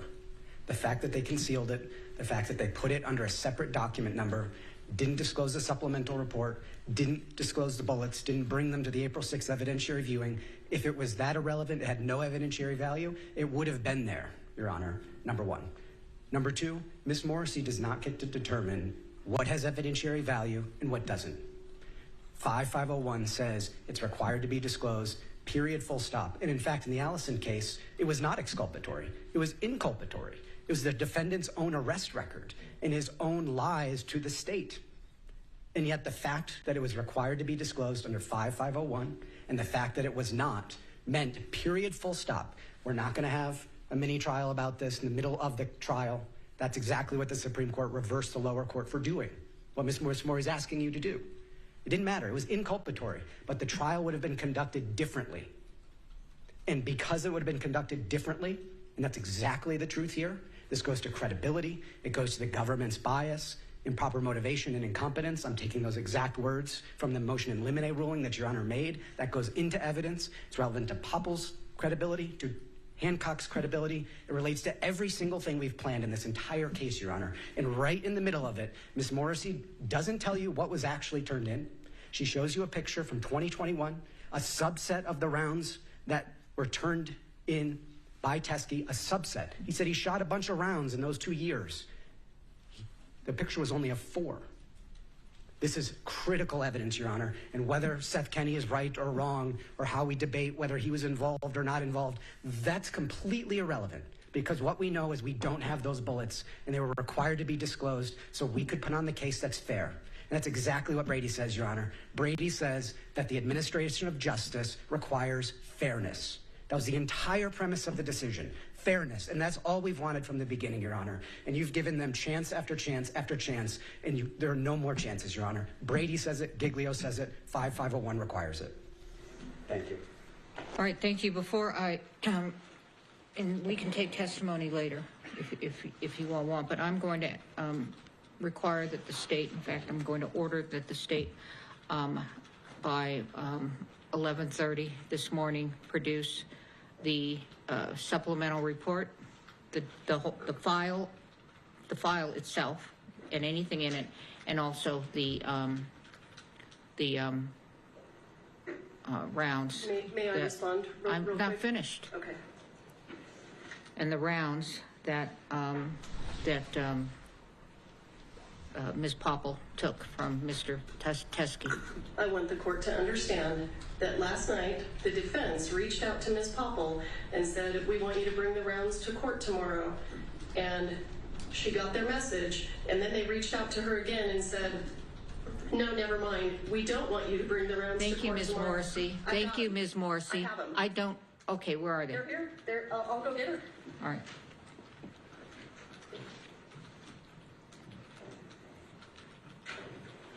Well, actually, I want testimony from Ms. Popple on how she retrieved those. Sure. So I don't need the box, tell her. I need Popple.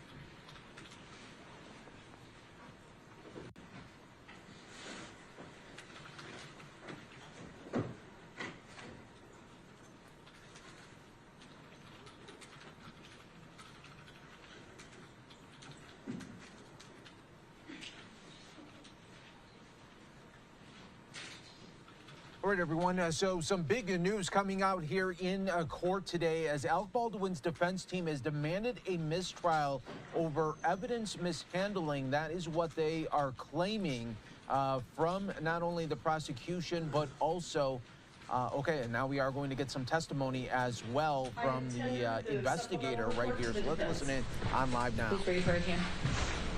Do you swear affirm under penalty of law that the testimony you'll give in this case will be the truth, the whole truth, and nothing but the truth? Yes. All right, thank you. Have a seat. Talking to the microphone. I would like to read the report. May I see the report? Yes.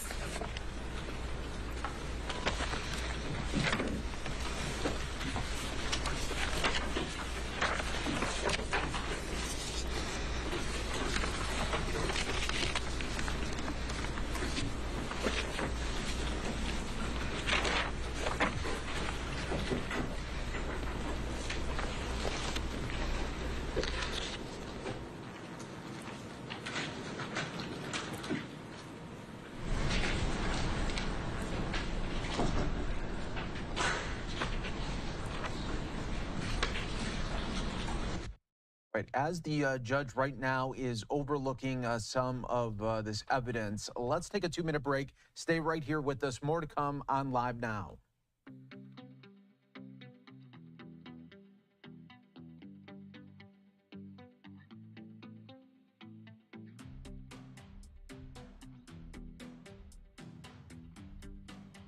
Hello, boys and girls.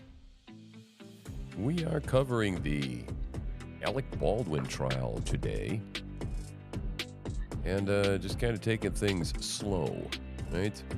But right at the moment, there we go. Hi. Big thing going on right now. The judge is currently evaluating evidence. We're going to hear some testimony from the evidence technician who testified yesterday. And the prosecution is being accused of withholding evidence that would have changed the course of the trial. Bullets. Which I'm not really finding a compelling argument for a mistrial. I understand that kind of the argument of what he's trying to do, but I think it's a little weak myself. Because, for a mistrial, yeah, it does. So I don't think it's going to work, but we don't know. Right now, this person's going to testify again, and apparently the bullets clearly weren't bullets that were of evidentiary value, and the argument is that's not for the prosecution to determine, and the pictures basically show it cannot be the ammunition that shot him. So it really doesn't belong there, in my opinion. But we shall see what the judge says. The judge has resting poopy face. She's always looking like she's frowning. All right, everybody, welcome back here to Live Now from Fox. Some drama happening right now in court here for Alec Baldwin here. Day 3, not even starting out with the jury right now. Remember, nope, no jury yet. Is not in court right now for this. Really, it's a separate issue that is being brought up by the defense right now. First off, Alec Baldwin's defense team is demanding a mistrial over the way that they feel that evidence was handled in this case and the way that the prosecution was presenting that evidence to jurors. And now we are going to get some testimony from the investigator who, remember, was on the stand just yesterday, is back on the stand here. And let's listen in here to this back and forth. Can I open this, Martine?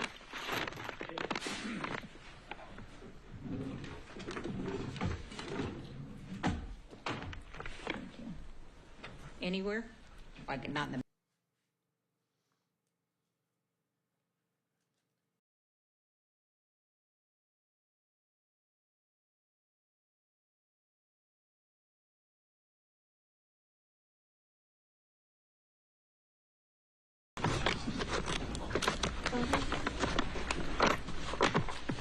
There should be there's a separate All right. area. I'm going to have you.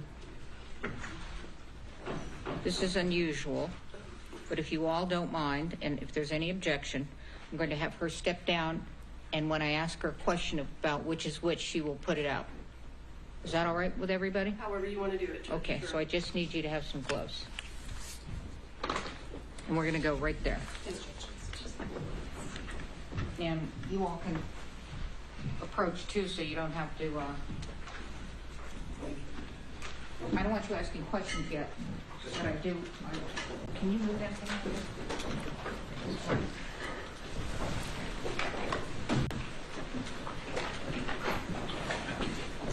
All right, please pull out the 3 Starline brass 45 Colt. Just put the color. You need to refer to them. You have your report. I have my report.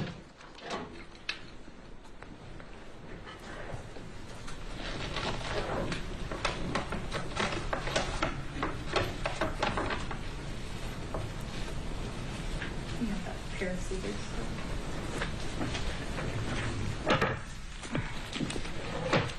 I got it.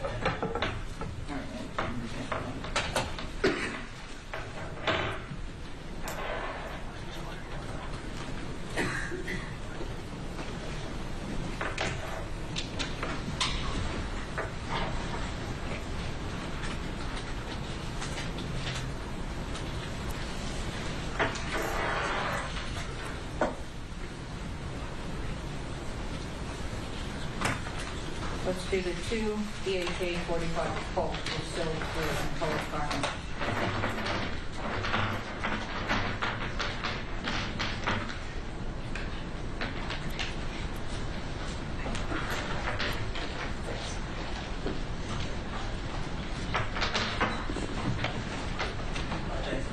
Take your time.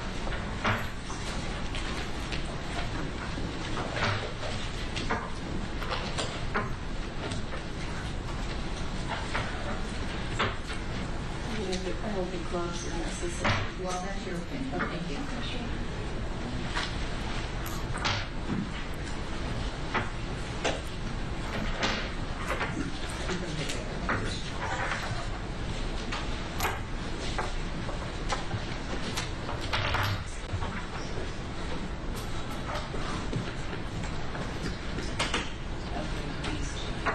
Those are the 2 BHA 45 Colt with silver and color primer. Yes, Judge.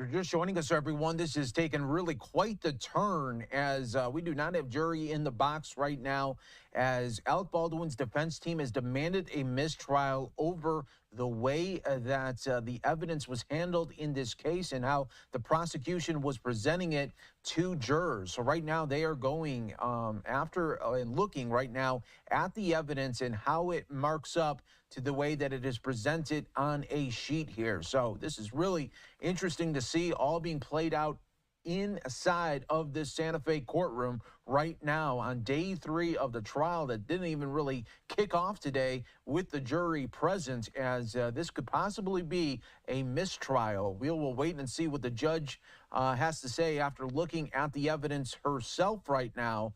Let's take another 2-minute break. This is getting very, very interesting all right here on Live Now from Fox. It is heating up in Santa Fe.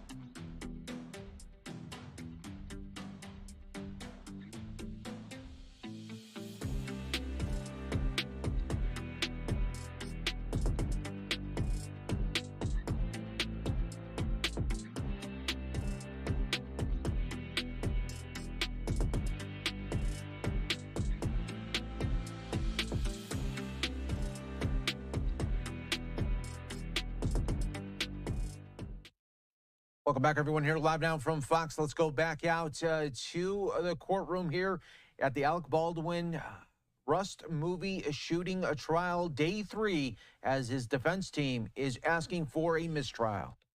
The same as the bottom of the bullets that you just provided to the court. Yes, it's Starline brass 45 Colt with a silver primer. So when I asked you yesterday, didn't he turn in ammunition that matched the ammunition that killed Ms. Hutchins? It's true that he did, correct? And I did not recall at that time. I understand that that's your position, but that's what in fact happened. Would you agree? I would not use the word match without there being an additional analysis. Well, who got to decide whether there would be additional analysis? That was not myself.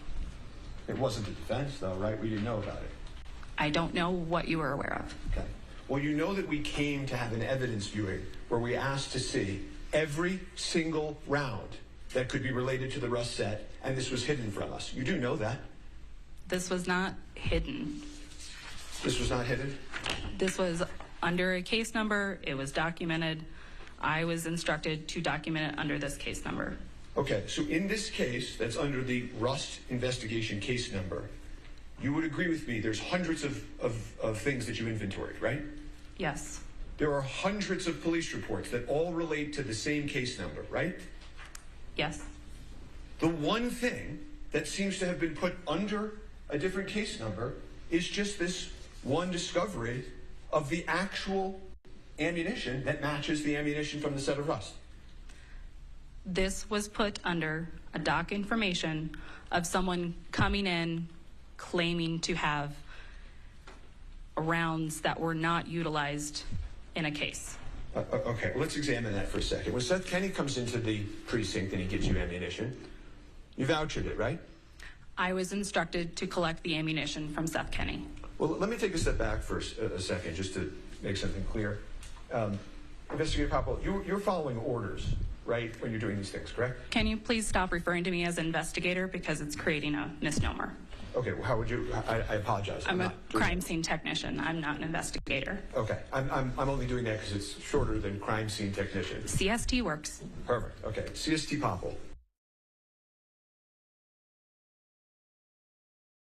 Inventory and make a report. I think your testimony is you're doing it at the direction of supervisors. Is that fair? Most of the time, yes. Okay. So when Seth Kenny walks into the precinct and gives you ammunition and says it's from the Rust case, you all inventoried it, right? Yes. You took photos of it, right? Yes. You put it under the Rust case number, right? Yes. You turned it over to the defense, right? According to my knowledge, yes. Okay. Somebody else comes in to the precinct, okay? A man named Troy Teskey, right? Yes. Who was a former police officer, right? I believe he stated that, yes. Okay. And I assume you all have the diligence to be able to confirm that, right? I do not know if it was confirmed or not. Okay. And he comes in and he also tells you he has evidence, right? He told us 3 years later, after a trial, that he had evidence that the defense wanted him to use that he no longer wanted to hold on to. Okay, let's break that down for a second, right? Mr. Teskey isn't involved in your meetings with the prosecutors and Corporal Hancock's meetings with the prosecutors up until the trial, was it? Not that I know of. Okay, so doesn't it make sense that he would have seen the trial on television, been completely outraged at what he was watching, not trusted law enforcement, and then walked it into the precinct? Doesn't that make sense? I do not know what would make sense to Mr. Teskey. Okay, didn't he in fact tell you, I don't trust Miss Morrissey and the prosecutors? He did not state that to me. He didn't on your oath? You sure about that? I do not recall him stating that. So he turns this round in, and you, when he turns it in, obviously recognize it as Starline brass, nickel primer, Colt 45, correct? Yes. Okay. So it's not as if he came in and just turned in a bunch of shells, right? He did turn in a whole bunch of shells. Okay. But he didn't just turn in shells, right? He turned in multiple different 45 rounds. I'll ask the question a third time. He didn't just turn in shells, did he? He turned in multiple 45 rounds. Including rounds that matched the round that struck Ms. Hutchins, right? Again, I wouldn't use the word matched without further analysis. And the reason that we don't have further analysis is you all didn't send this to the FBI for further analysis, did you? We did not. Right? Because if you had, it would have potentially proven the fact that all along this ammunition did come from Seth Kenney. Isn't that true? What I was informed of by Mr. Teskey was that the ammunition originated from Joe Swanson. And then went in the green ammo can to Seth Kenney. I do not recall him speaking about a green ammo can. Okay, well, let me ask you this. You know, the other thing that you're saying, I took you at first to be saying, well, it's just a bunch of ammunition, and now we've gotten to the point where it's actually the same type of ammunition. And then you've also stated in your testimony that it's like, well, there's this guy, Troy Teskey, that just walks into the office like it's random. When really Mr. Teskey and his involvement in this case was very well known to law enforcement, correct? I had never heard his name before. Okay, but he came in and he said, I'm here to give evidence about the Rust case, right? He stated that he had evidence the defense had wanted and he no longer wanted to hang on to it. Well, and he was the one using the word evidence. Okay.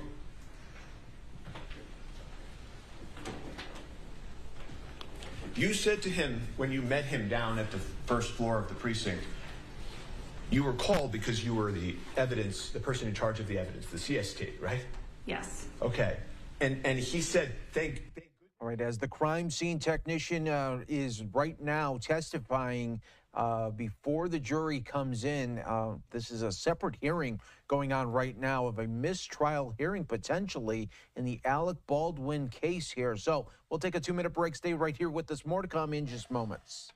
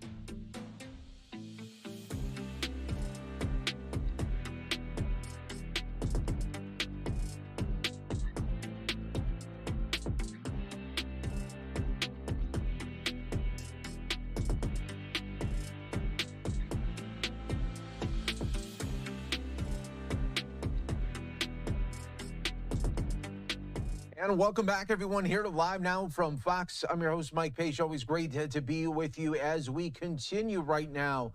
A lot of drama in the Alec Baldwin Day 3 trial here. If you're just joining us, welcome. Happy Friday to you. We are going to get you out to Santa Fe in just a moment, but want to let our new viewers know, if you're just joining us, his defense team, Alec Baldwin's defense team, is demanding a mistrial over the way that evidence was collected, presented, and also documented as part of this trial here. So now the jury is not in the box. This is a separate hearing that is going on within this trial, and they have brought back the crime scene technician witness who was on the stand yesterday testifying, now is testifying really on the evidence strength. Let's listen on Live Now.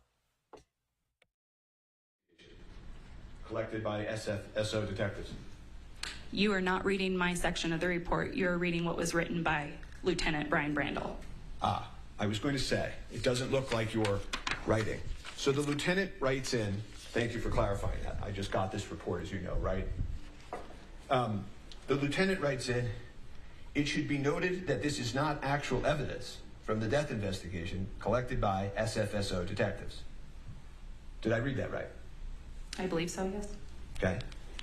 In your career, going back to when you were a CST in Florida, all the way through the present, have you ever seen such a sentence in a police report in your entire career? Not that exact sentence, no. Yeah, me neither.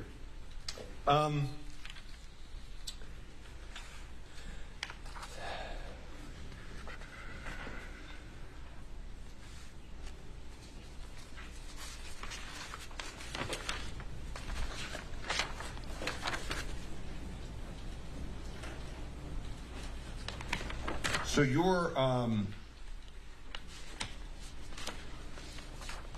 if you could just look at this report for a second and help clarify for me which parts of this you filled out versus the lieutenant? The section that starts at the top with my name. Well, let's just go page by page. That would be page 5.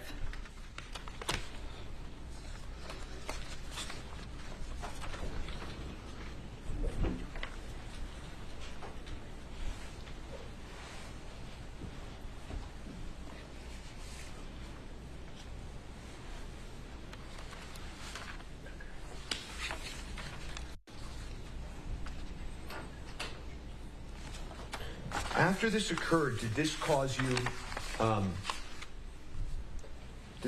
concern, CST Popple, that this was handled this way?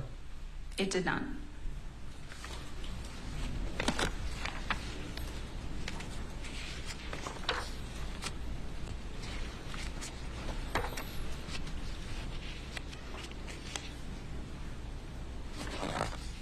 And as I asked you yesterday, you actually said when you were meeting with Mr. Teske, this is the ammunition that we've been looking for from the Rust set, didn't you? I don't recall stating that. But you're not denying that. I'm not denying that. So, I don't know whether the most critical evidence in this case is the gun that was sent off to be destroyed or the round that killed Ms. Hutchins. It probably is the round that killed Ms. Hutchins. Would you agree with that those are probably the two most important pieces of evidence in this entire case? I'm sorry. Can you please restate your long question? Sure. Would you agree with me that the two most critical items in this case from an evidentiary perspective were probably the firearm in question and the live ammunition that struck Ms. Hutchins, right? I would say the firearm and the live ammunition from the set. Okay. And so the firearm, which we've had hearings, discussions about, was ultimately broken beyond repair by law enforcement, right?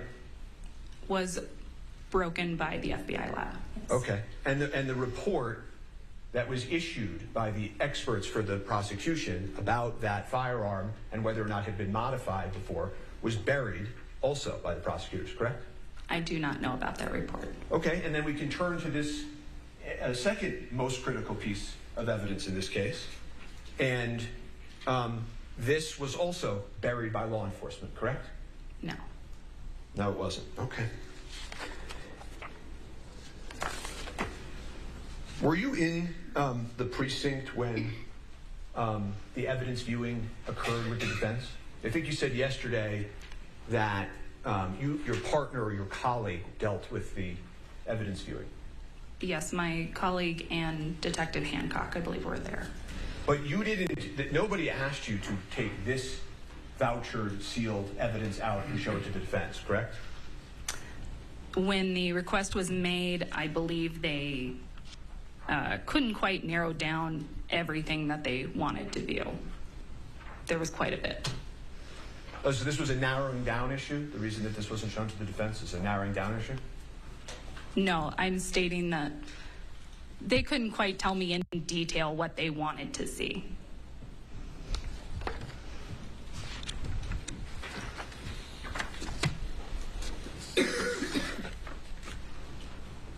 The request from the defense of all ammunition was taken by law enforcement to not mean the ammunition that you recovered that matched the ammunition that struck Ms. Hutchins?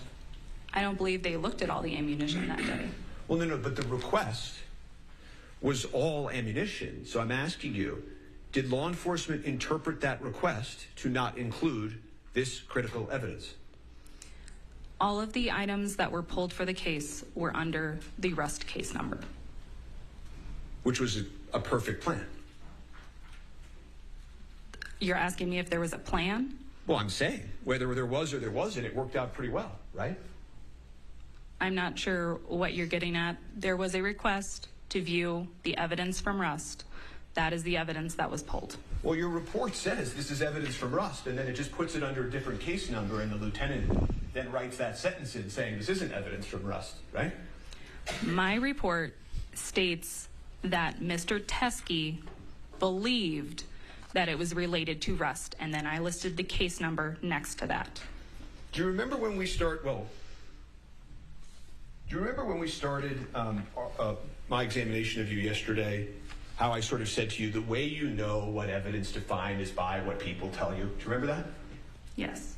And that when you're at a burglary and somebody says, oh, you better pick up that glove, you don't know that that person's telling the truth or not, but you pick up the glove, right? Depending on the circumstances of the case, possibly.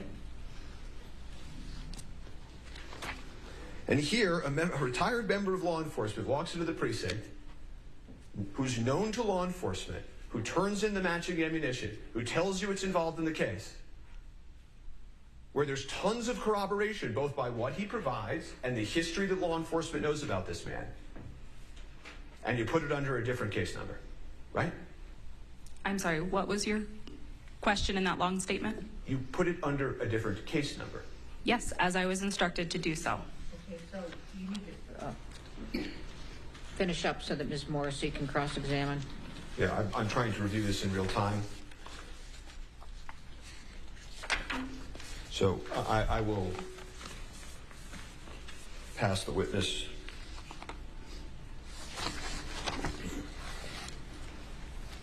In a moment. 1 second, Rose. All right, so high drama right now in Santa Fe as we will wait and see just how this separate hearing within the trial of Alec Balwin, as the defense team has demanded a mistrial, will go about. We are going to take our final break here of the hour. Don't go anywhere. Stay for the drama. Stay for Live Now from Fox.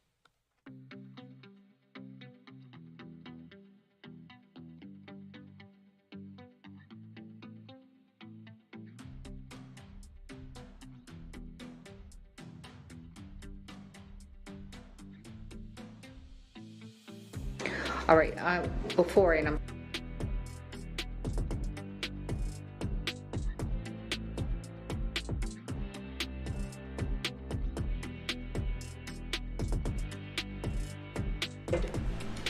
I have Mr. Kenny on his way over.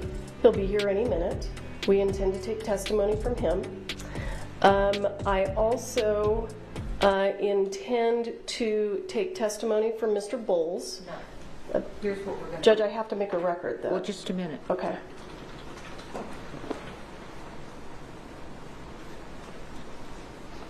The issue is the disclosure, okay? I understand. All right, so... That's why I want to call these people, is it goes to the heart of the disclosure. So all I'm asking the court for... Well, we don't have time for this, so what I'm going to do, for example, like with Hancock, I'm going to have her get up on the stand and continue testifying about the case, and then this portion, just like you did with Popple yesterday, we will ask. You can call... move Seth Kenny up. You can move Seth Kenny up, but he's going to do all of his testimony if you're going to do that. So what?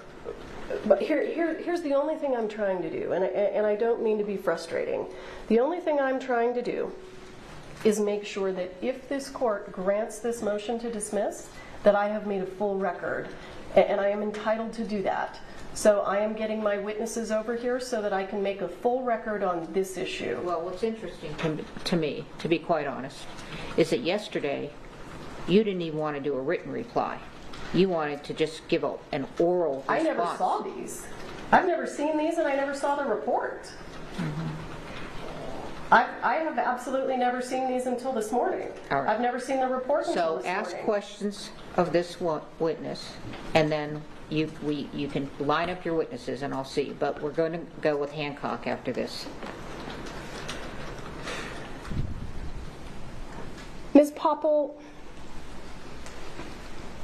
I just presented to the court that I've never seen these until this morning. Do you agree with that? Yes. You've never shown me these, or I've never come in to see them. Is that right? Correct. Have you ever provided me that doc report? No, I have not. Okay. So, do you know who Troy Teskey is? No, I do not. I think we took some testimony from you yesterday that he is the friend of Thelreed. I believe that was stated, but I did not know that information. Okay, so let me ask it this way. If Troy Teskey, who provided this ammunition, is a friend of Hannah Gutierrez's dad, and if these bullets... I'd ask the prosecutor not to be touching those with her bare hands. They rolled around for 3 years. Okay.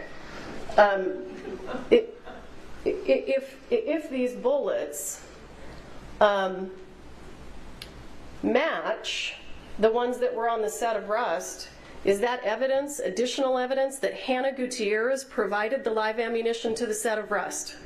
Yes. And has she been convicted for that? Yes. Is this evidence that Seth Kinney provided live ammunition to the set of Rust? No.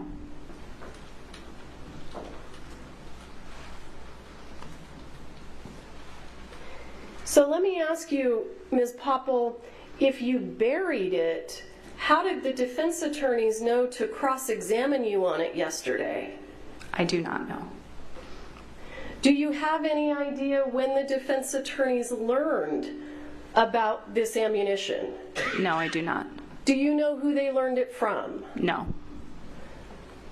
Those are some important inquiries. Those are all the questions I have for Ms. Popple, but we'd like to take additional testimony. All right. I thought I had one more question. Oh, and I'm sorry. Would it refresh your memory about whether or not you're supposed to write a report within 24 hours if you... I don't think that was in dispute. I think he... All right. All right. Right? Never mind. Okay. So you're off the witness stand. We're going to... Do we want to leave these out, or do we want to gather them up? I think they need to be vouchered and kept. Obviously. Well, okay. So it'll be Court's Exhibit 12? Is that how you want to do it? Yes, I think it should be a court exhibit since this is a hearing, yes. Okay, Court's 12.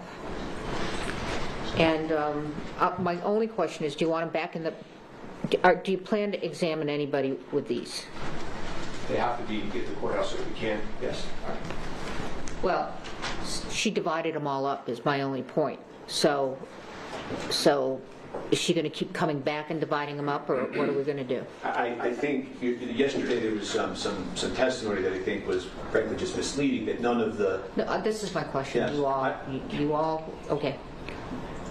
What do you want to do with that? Because if you're asking a witness, then we're going to have to pile them out of there, and somebody's going to have to line them up and identify what's this, what's this, what's this. Okay?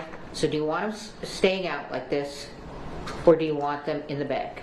That's all. That's my question for the day. I think they should remain vouchered, and they are open like any voucher would be at a trial, when and if witnesses question about them. Okay, so here's my question. If I put them back in the bag, they're all going to be commingled, and you may not recognize them, so you can cross-examine appropriately or examine appropriately. Okay? You're lay people. You have knowledge. I don't need to go into it. That's my only question. Want it in the bag or do you want it out? So what I would ask is let us quickly just photograph it, and then we'll ask CST Popple to put it back, actually, but remain at the courthouse. That's what I would ask. All right. Is that okay? Absolutely. My question for the court is, are we going to complete this motion hearing? No, we're not going to complete it yet. Okay, I'm going to. Can you just give us an idea so that we can be prepared for how you intend to proceed with regard to the motion hearing? I'm going to have Hancock come up. You're going to call Seth Kenny, and I don't know why we can't do Seth Kenny's testimony if he's coming. Did you call him as a witness? Sure, he's being called as a witness. Okay, well, you should be prepared to call him. So we're going to do both, and I'm going to hear both. So we're going to hear from these witnesses outside the presence of the jury and then in front of the jury? Oh, you're right about that. Thank you. That's my issue. Thank you for pointing that out. Well, other than telling the jury to leave for the and come back at 3, which I'm not going to do to them, I'm going to continue the testimony, and he would. Well, you said actually. I'm thinking why can't the jury hear this? They heard Popple. I'm sorry? They heard Popple. Oh, absolutely. No. I'm not making a comment on whether or not the defense gets to bring this in front of the jury. I'm making a commentary on the jury doesn't hear our motion hearing, and I just want to. They're not going to hear. Okay. I'm going to take evidence from each of these folks. Do you have? Is this a problem? So, I don't know what I'm going to do yet. So this is why I want to do it this way. Okay. I want Hancock on the stand. You can question her about this issue, okay? Seth Kenny comes. You're going to do all of his testimony, including this, okay? Bowles is separate. He wasn't going to be testifying, okay? And on Bowles' testimony, the jury will leave, okay? And anything further on this motion, the jury will leave. But I think that they can do Hancock and Kenny in front of the jury. Can Mr. Spiro and I approach? Sure.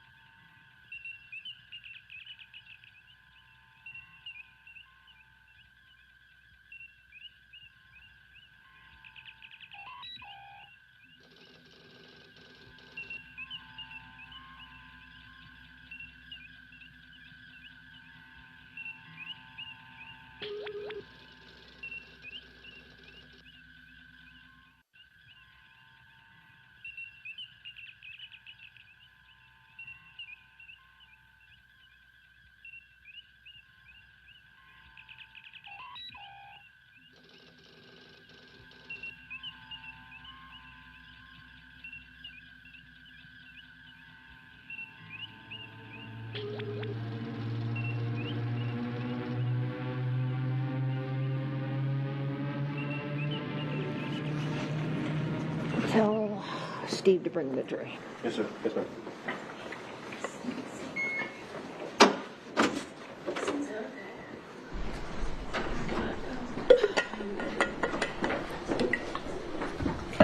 After I call in the jury, this is on the record. I got to tell court TV. After I call in the jury, I'm taking a bathroom break, and we're probably taking a break for a good 20 minutes or half an hour even. Okay?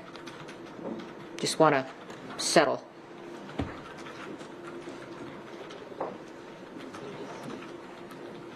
Are you bringing him in right now? Yes, he's calling him in. Okay.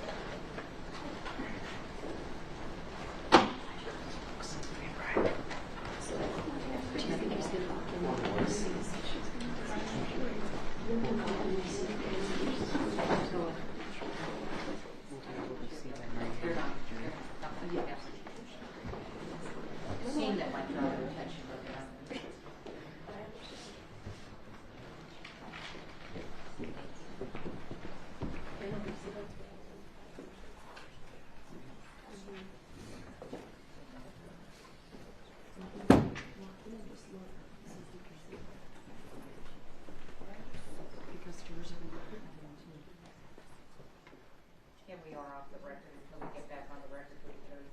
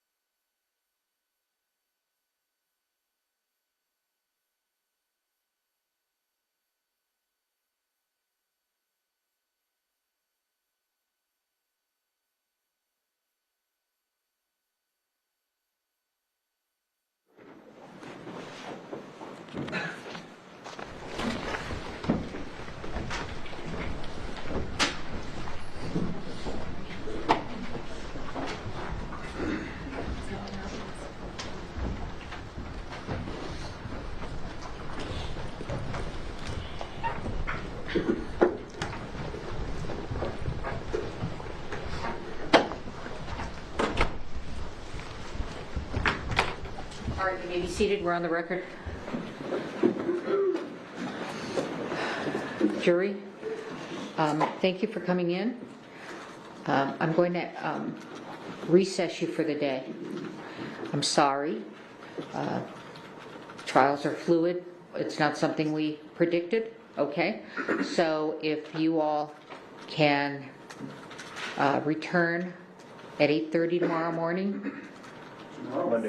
Monday. It's been a longer week than usual. Okay. So Monday, okay?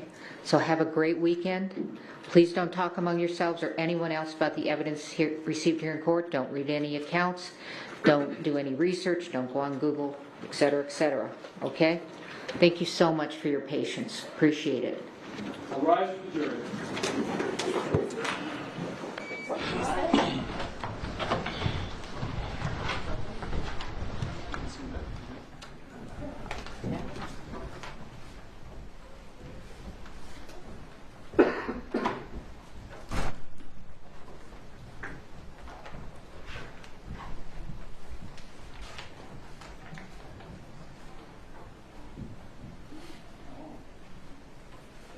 Thank you. We're still on the record. Ms. Popple, gather this while we're on break. No, we're just going to photograph it as she. All right, and then can she gather it on break? Sure. Is she where? Well, she needs to stay in the courthouse or be close by. Okay, thank you. We are in recess.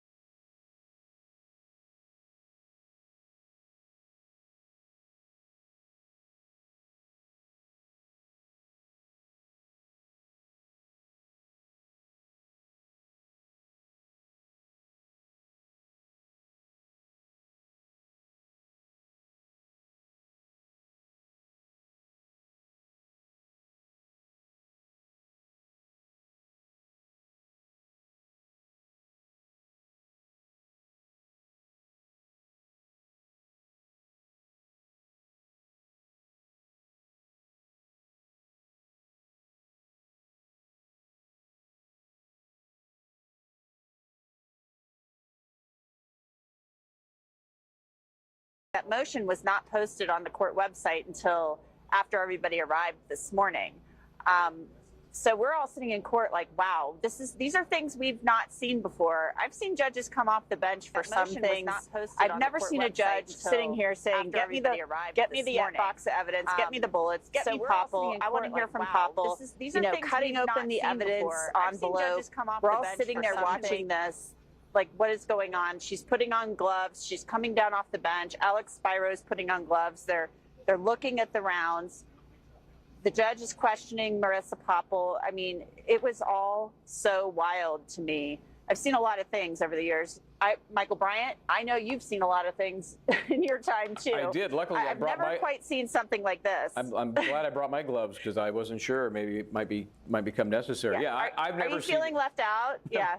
I've never seen anything quite like this either, and I'm not sure to what end. I mean, her little bit of examination on her own. I'm not sure really how that propelled this forward. But let's talk about the fact that the jury's been dismissed. So what are you hearing about how that unfolded and what the judge expects to do the rest of the day? Well, the judge wanted to keep this thing going. You know, she's got this tight schedule. She wants to keep this hearing, or she wants to get this trial over by next Friday. I don't see that happening, but I'm not the judge. I don't see how this finishes by next Friday if the case continues and she doesn't toss it out, because that's what they're asking for. They're not asking for a mistrial. They are saying, the defense is saying, you have given the state enough chances. They've messed up, you know, a lot, and you've given several remedies. Now you just got to toss the case because they don't get to decide what's exculpatory, and we didn't get this evidence. So what is going to happen is this motion hearing is going to continue. And so we'll hear likely from Seth Kenney, possibly Alexandria Hancock, the lead detective, and then maybe even Jason Bowles, Hannah Gutierrez-Reed's attorney. We may be hearing from him on the stand. Kerry Morrissey's like, I'm calling him to testify.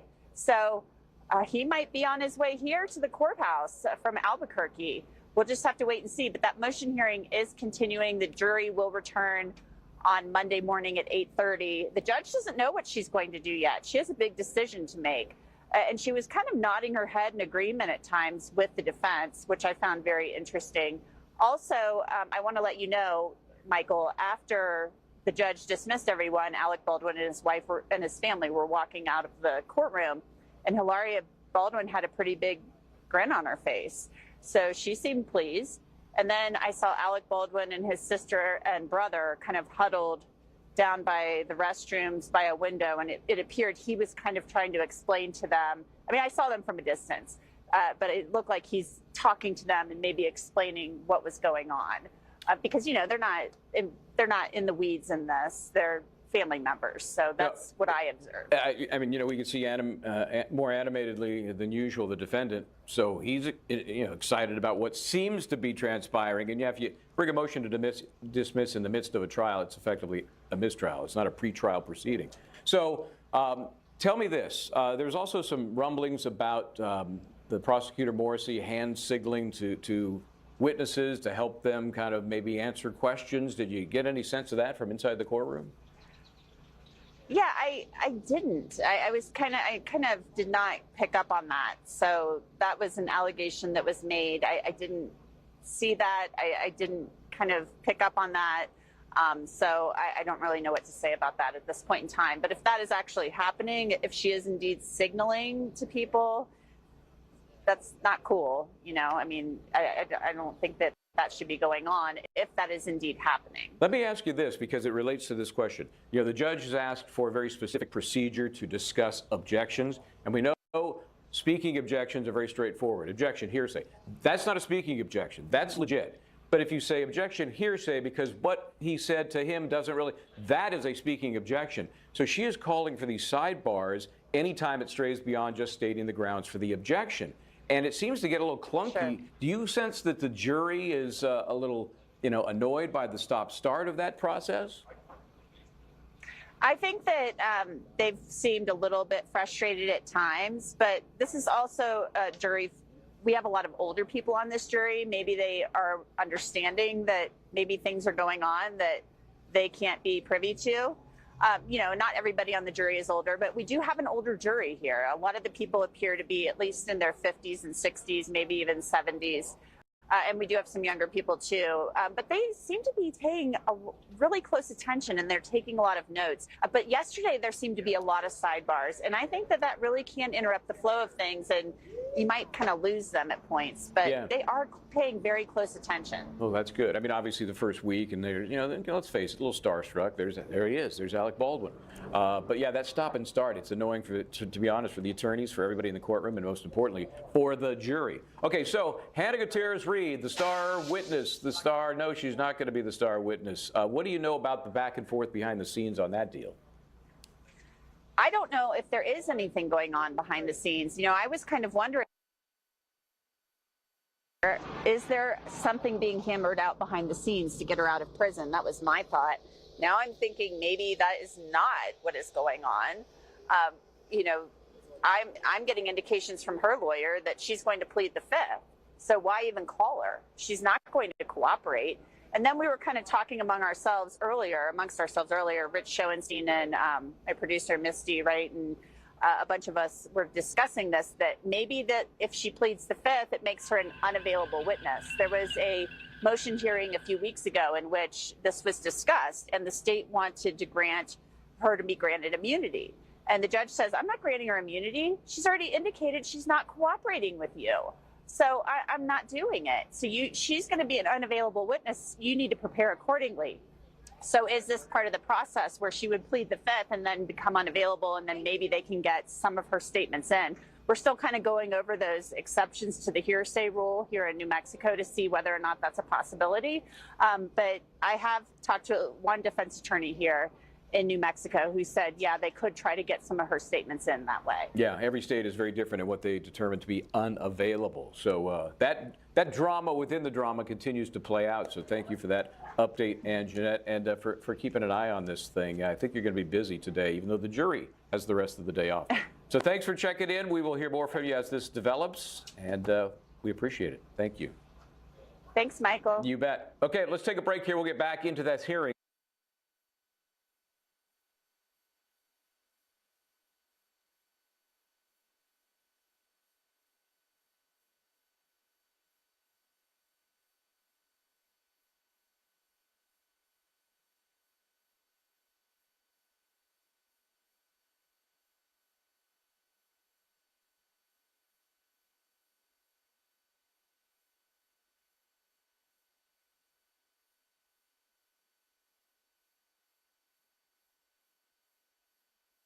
When it comes to ISIS-K and just the proliferation of, ISIS, not just in Afghanistan, but you're seeing also throughout Africa, it is something, of course, that remains top of mind for the United States, which is why you have our mission in Iraq and Syria to continue that fight against ISIS. It's something that we continue to monitor, and whether it be from AFRICOM or CENTCOM, it's something that we take very seriously. So, of course, we're concerned with any proliferation of any plots or plans against U.S. service members or our partners and allies around the world, and it's something that we're going to continue to watch. All right, I'll come back in the room here. Yes, and then I'll come over to you, Sai. Yeah. You said that the surge of aid had saved lives. It's estimated that the amount that was unloaded into the marshalling area was the equivalent of 1 day of pre-war aid delivery into Gaza. Off that, then, do you know how much actually reached the people off Gaza? Whose lives were saved? How many? So in terms of, so maybe I can explain to you our role in distributing aid, and then what USAID's role and WFP and the UN is. So what we have done is facilitating the aid getting into the marshalling area in Gaza. Once it gets to the marshalling area, it gets distributed out by WFP or contracted drivers that USAID has been in close coordination with. It goes into distribution centers within Gaza and then gets further distributed out. I don't have a count for you of how many lives have been saved, but what I can tell you is that people are hungry. There are people in need of that food. And we delivered nearly 20 million pounds of food to the people in Gaza. So we are saving lives. I think it's important to remember that. And what you saw with our forces is running towards the problem.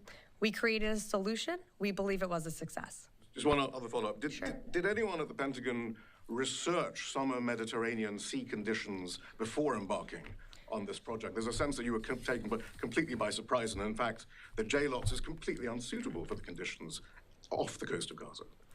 So we are a planning organization. We have folks all around the world that operate within the Eastern Med at any given time.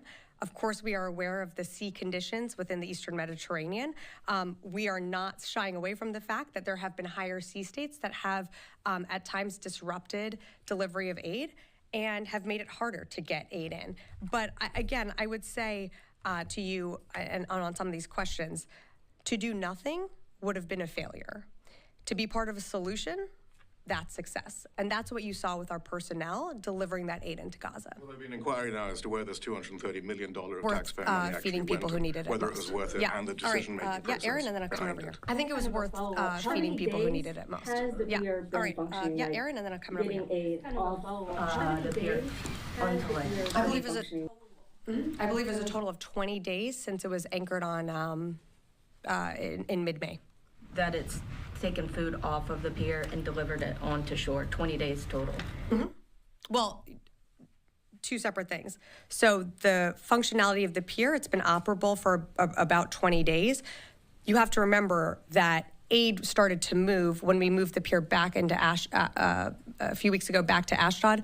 There were those contracted drivers that started moving aid out of the marshalling area into distribution centers because the marshalling area was essentially at capacity. So that was happening while aid was not moving off the pier because there was essentially, it was pretty full, but there wasn't a need to necessarily move aid in at a rapid pace.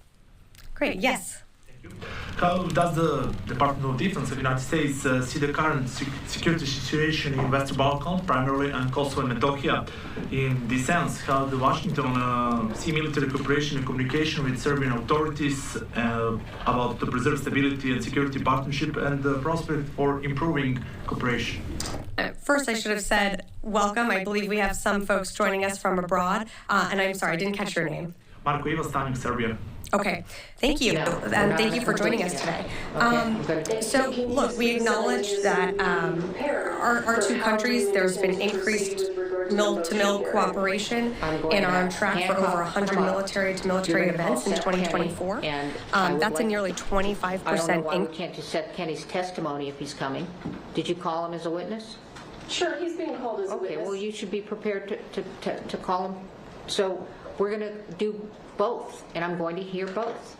So we're going to hear from these witnesses outside the presence of the jury and then in front of the jury? Oh, you're right about that. Thank you. That's my issue. Thank you for pointing that out. Well, other than telling the jury to leave for the and come back at 3, which I'm not going to do to them, I'm going to continue the testimony, and he would. Well, you said actually. I'm thinking why can't the jury hear this? They heard Popple. I'm sorry? They heard Popple. Oh, absolutely. No, I'm not making a comment on whether or not the defense gets to bring this in front of the jury. Question is about Japan. So there are some media reports that the U.S. Navy's Ospreys will be deployed at the U.S. base in Iwakuni, Japan for the first time. Could you please confirm the report? And also this month, DoD has announced its modernization plan to upgrade U.S. tactical airplanes in Japan. So is the potential deployment of Navy's Ospreys in Japan related to this DoD's aircraft modernization plan? I'm so sorry, Rio. I'm just not going to have a ton for you right now. I haven't seen that report that you referenced, so I just really can't comment on that. We're always looking for ways to modernize our forces, but I just don't have anything more to add to what you had asked. I'm so sorry. We're happy to get back to you on that. Yes. Biljana Obradović, Republika Srpski Telegraph. I am from Serbia, so my question will be about Serbia. Can we expect some hardware procurements from USA, and what can be done in that direction between two countries? So as Serbia continues to modernize its military, we believe that the preferred option for procurement would be NATO interoperable equipment and systems. This aligns with Serbia's goals and presents significant advantages, and you're seeing that also, as we're continuing to arm Ukraine. It's about NATO interoperability, which is incredibly important. And so while U.S. and European equipment may require a higher initial investment, it ensures right now the long-term benefits through streamlined training, maintenance, and interoperability. Great. Yes. Hi. Please. Could you explain something about Western Balkans too? Because I'm from Serbia too, journalist for Kurir. Is Bosnia and Herzegovina or Kosovo and Metohija greater security risk in the Western Balkans? So as I mentioned before, we're certainly aware of the heightened tensions within the Western Balkans, and we believe that stability and security is vital. Both Kosovo, Bosnia, Herzegovina, they each face distinct challenges. And so our role is that we are committed to supporting their paths to greater cooperation and prosperity, and we're going to continue to work closely on that. Okay, yes, and then I'll come to Louis. Thank you. Japan's defense ministry announced today, actually yesterday in Japan, mass discipline, including the personnel who treated classified information improperly.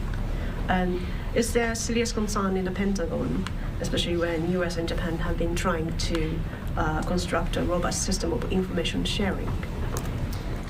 Look, I'd refer you to Japan to speak more to, the security measures that they are taking. I saw that report as well. We have confidence in our relationship with the Japanese government and our militaries. I'd refer you to them to speak more to how they are enhancing their security measures. But as you saw, we have had and continue to have great engagements. And I'll just leave it at that. Yeah, Louis, and then I'll come in the back. Thank you. I have two questions. One, I want to follow up on Konstantin's question. Sure. So you're saying that as of right now, you're looking to see whether the JLOTS pier could be operational yet again. Are alternate methods being looked at for potentially delivering some of that aid from Cyprus that you mentioned, should that not be the case? And I'm kind of framing it as a hypothetical, but I'm sure since you said this is a planning organization. Yeah. Yeah. No, sorry if maybe you, I don't know if you heard me at the top, but I had mentioned that one of the ways we are looking to get aid into Gaza is through the port of Ashdod. It's sort of in its proof of concept stages right now. We are looking, what I can tell you is every metric ton that is on Cyprus or on one of our ships will be delivered in some way into Gaza, but we are looking for those alternative methods. And once we have better fidelity, I will, of course, keep you updated on that. So that leads me to my next question. Sure. So you established those cells under General Frank at the air base there in Israel. Is that functionality end with, does that mission end if the JLOTS pier, and when the JLOTS pier ends on July 31st, or does it continue in a different frame, kind of what you're talking about through Ashdod? Well, again, speculative and not exactly there yet. The short answer is I think there will be continued cooperation and coordination with the Israeli government to making sure that humanitarian aid is getting in. What that looks like without the pier being, when it eventually ends, and that will be soon, but I again don't have an exact date. I don't know how coordination will shift in those cells. But again, we are still going to continue to talk and work with the Israelis on making sure that aid is getting in. And if aid is getting in through our ships, through Ashdod, of course, that cell coordination link is going to have to exist in some way. And so it very might well be through that cell. So does that mean that American vessels may be transporting this, these shipments from Cyprus in the future beyond the JLOTS mission? That's exactly what we're working through right now. This is, again, a proof of concept to try and get aid in through Ashdod and then move it down into Gaza. We're working that through with the Israeli government. When we have more, we'll certainly share, whether that involves U.S. ships or commercial ships. I'll keep you updated. Yes, in the back. Dusan Mlađenović, N1 TV, which is a CNN affiliate in the Western Balkans. You just mentioned that Serbia is sending arms to Ukraine. Do you know what type of ammunition? No, I didn't mention that. I was talking about NATO interoperability. So I don't have anything for you on that. I'd let Serbia speak to their assistance. About that. There was an article in Financial Times that Serbia is sending arms to Ukraine, which Serbian government denies, and also saying that it's forbidden to transport arms through the third countries. But it's obvious that Serbia is producing calibers which are very similar to Russians, which can be used in all the Ukrainian military equipment. So how do you assess that? Do you have any assessment on that?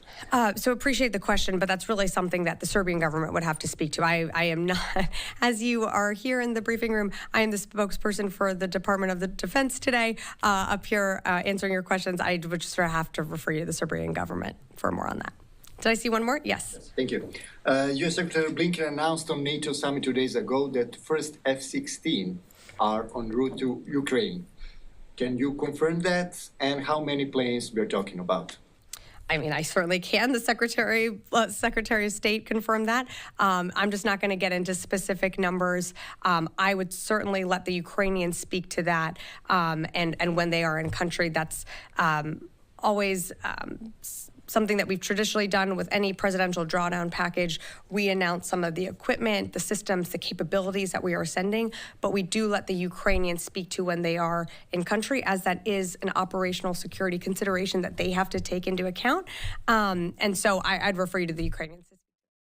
Number one, Pentagon briefing there, wrapping up. Perfect timing, though, because we just got the break. Looks like it is over in the Alec Baldwin trial. Now, here is the big news, everyone. If you're just joining us on Live Now from Fox, the defense team started the day by demanding a mistrial. So now there is a motion hearing going on right now. The judge has sent the jury home for the weekend. And so this motion hearing, of course, will be done without the jury. And we will wait and see just what the judge decides ultimately on this motion for a mistrial. The defense said that they felt that the evidence was not handled properly and it was not documented properly for this trial as it was presented to jurors from witnesses there. So we are going to take a listen here on the other side of the break. It looks like they are just getting ready, coming back from that brief break. So let's take a 2-minute break. We'll be back in just moments.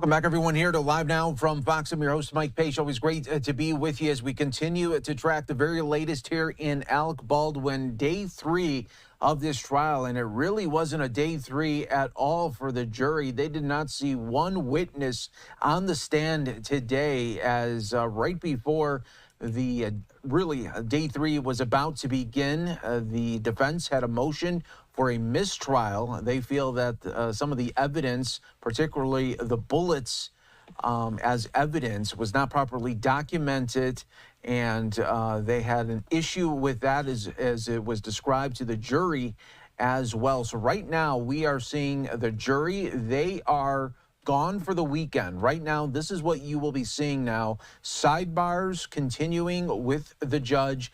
They will also have 2 witnesses on the stand in this motion hearing for a possible mistrial. We're waiting for those 2 witnesses to come back on the stand, so we'll be keeping an eye on that. So a lot of drama playing out right now in Santa Fe, New Mexico, as the jury will not see any witnesses today. They are gone for the weekend, and now we will see what the judge ultimately decides as well. I have one more break to get to. Let's go right here on Live Now.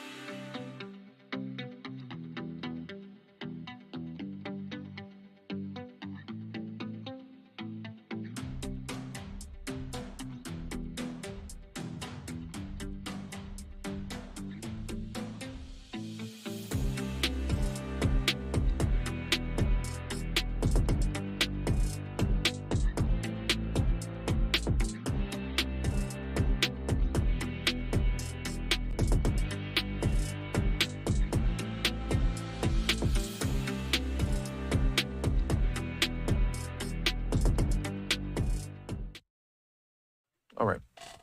Welcome back, everyone, here to Live Now from Fox. Setting up to be a new hour here in just a moment. It'll be quickly 1 p.m. out on the East Coast, 10 a.m. on the West Coast. We are fast approaching right here on this Friday edition on Live Now from Fox. I'm your host, Mike Page. Always great to be with you. Alec Baldwin, day 3. If you thought maybe the first 2 days, not a lot of action, maybe not a lot of drama, day 3, it had it all.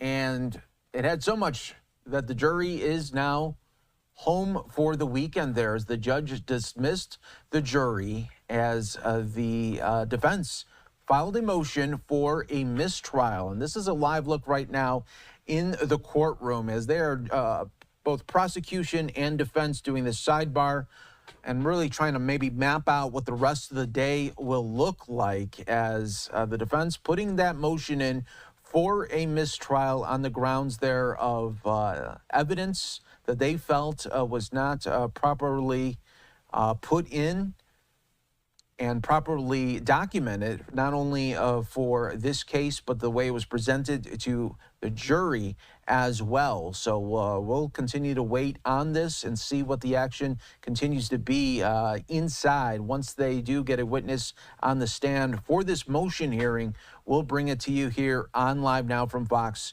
as always. All right, coming up in just a moment, Too, we do have coming up, the Ukrainian President Vladimir Zelensky is going to be talking with U.S. governors and making this speech really on the state of the war in Ukraine. So we'll be keeping an eye on that. We're also keeping an eye out in Houston. We'll be getting another barrel recovery update. That is coming as really power still out for some in the Houston area. So those struggles do continue. We'll also be keeping an eye out in Harris County in Texas as Judge Hidalgo will be giving an update as well. So we still have a lot to get to here on Live Now from Fox. We appreciate all our new viewers continuing to join with us here on this busy Friday here on Live Now. Do want to go out to a feed that we're just getting in. Let's listen in. Every now and then silos do appear, and we do our best to break those down and make sure we're talking with each other. So wherever someone needs help, that we're able to recognize that and offer it and provide it.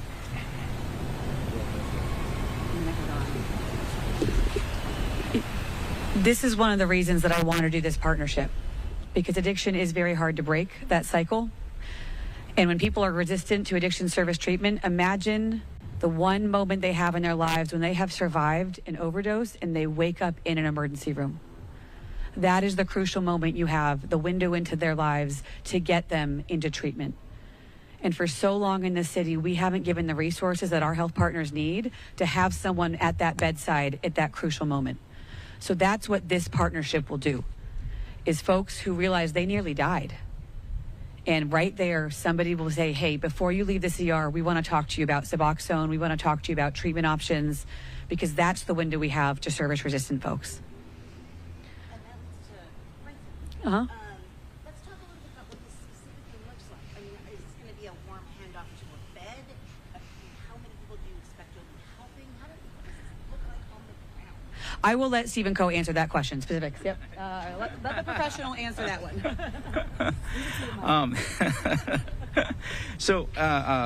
Let me speak to our Hillcrest ED for a minute. Last year we've had 8,000 unique patients come through the ED with substance and. All right, this is a feed that we just got in, and now we know what it is about there, talking about addiction and trying to combat that, whether it be opioids or others. So we'll definitely be keeping an eye on that, but we do have other feeds that we want to showcase here. Again, we are waiting for the Ukrainian President Vladimir Zelensky coming up in just a bit. We're also keeping an eye in demand right now, waiting for the witness to come in for this motion hearing on the Balwin trial, as the defense team has demanded a mistrial, waiting for a witness to come in to take the stand, and they will continue to discuss the merits there of that motion here on Live Now from Fox. In the meantime, I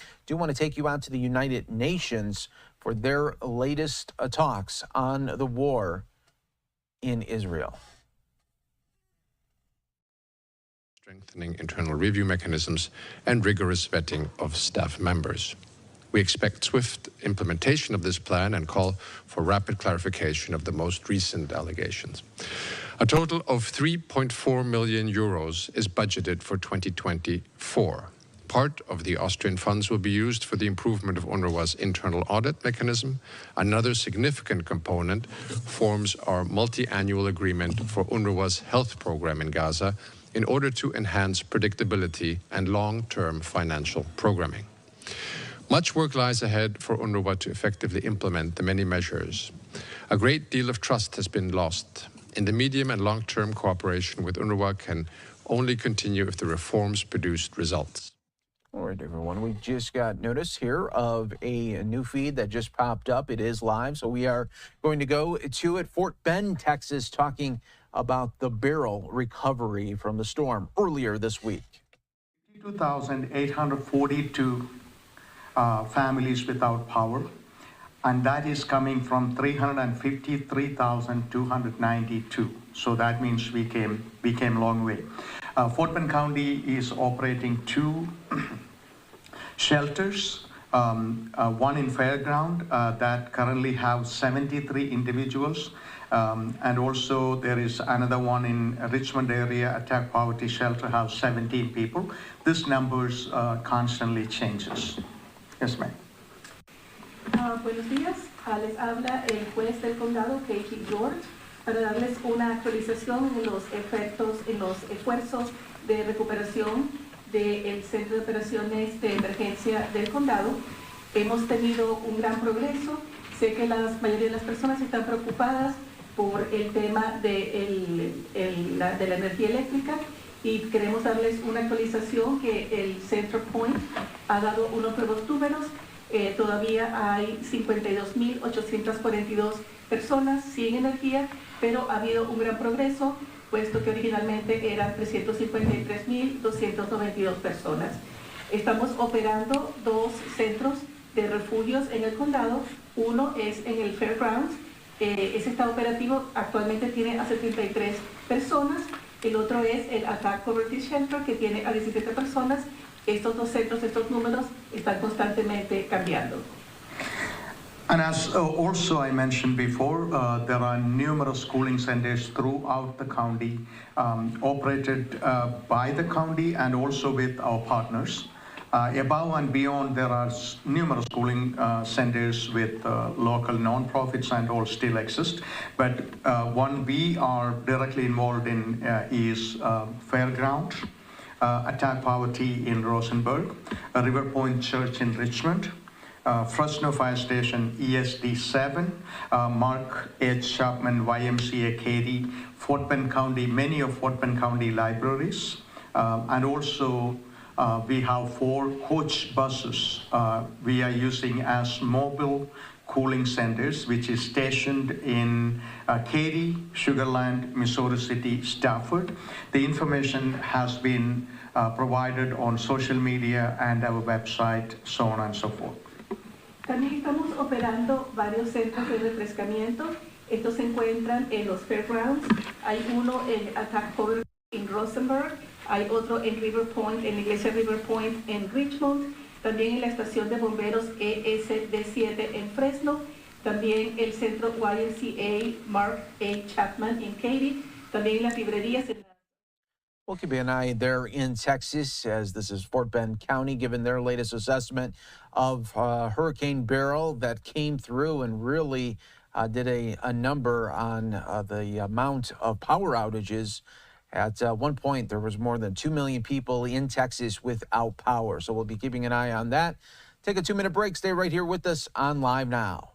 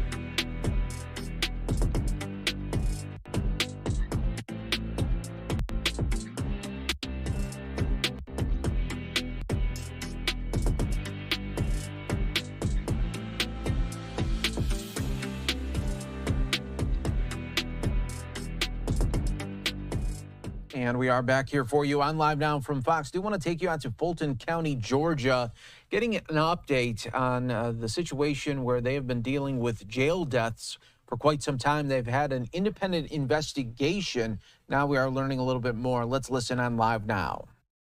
On Wednesday. And so to that extent, before we take any questions, there are a couple of things that we want to make sure we put out. I'll turn the microphone over to Colonel Clark so he can, again, he has a unique line of sight with respect to longevity, the things that he has seen. He helped move into this building, and what the building was originally designed for.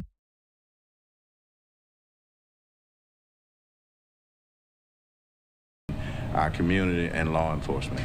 And to that extent, the larger conversation is where we are with respect to what has amassed to be a jail bridging plan and what was passed by the Board of Commissioners on Wednesday. And so to that extent, before we take any questions, there are a couple of things that we want to make sure we put out. I'll turn the microphone over to Colonel Clark so he can, again, he has a unique line of sight with respect to longevity, the things that he has seen. He helped move into this building and what the building was originally designed for, and then we'll give you a few more facts after that. Thank you, Sheriff. Hey, good morning, everyone. As the Sheriff said, I was part of the group of individuals, deputies, that moved us into this facility in the early 90s. And since coming back to the jail at the direction of the Sheriff to run the jail on an interim basis, one thing that I have taken note of as I have interacted with other agencies, not only in the state of Georgia, but throughout the country, is the difference in the philosophy of jails today compared to 30 years ago. This jail was designed on what we call, or the term that is used, is an indirect supervision model.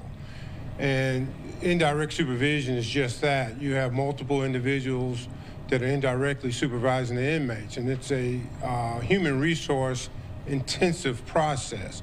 Most modern day jails today are designed on a direct supervision model that allows for more inmates to staff ratio. And you literally have deputies or detention officers or correctional officers that are directly in the housing area with the inmates, and it requires less staff. Also, the direct supervision model allows for the inmate to remain in a centralized location, and most times all resources are brought to the inmate, versus in the indirect supervision model where the inmate is taken to the resources such as medical, courts, recreation. All of these activities require the movement of the inmate, which is, again, costs you human resource. So I think the idea that we might be in this facility for another 2 or 3 or 5, maybe 10 or 15 years, depending on what plan the county comes up with, just does not solve all of the issues that we will be addressing or have to address over the years. So let me pick up from there. A couple things to be noted.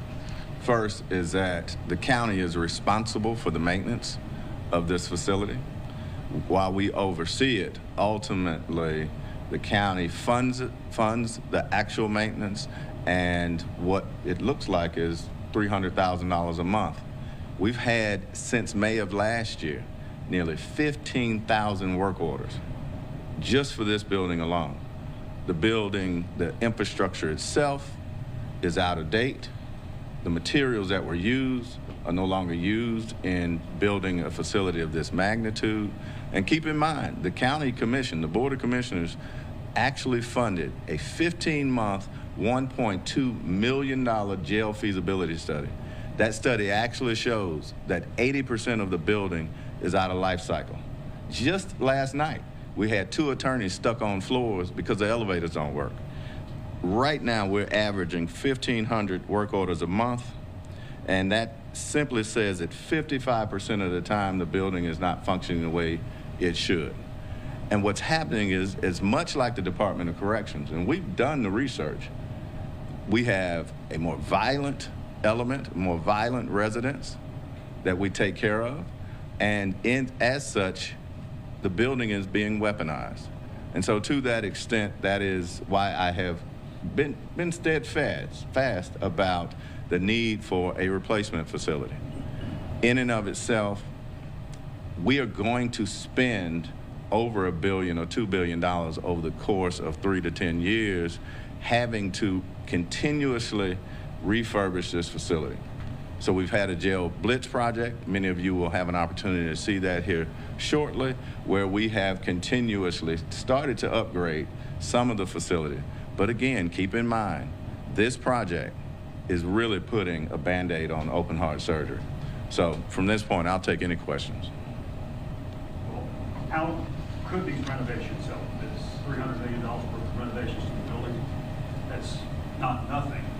And so again, we would have to do that regardless. So I think it's short-sighted, and let me explain that. Any help we get, we appreciate.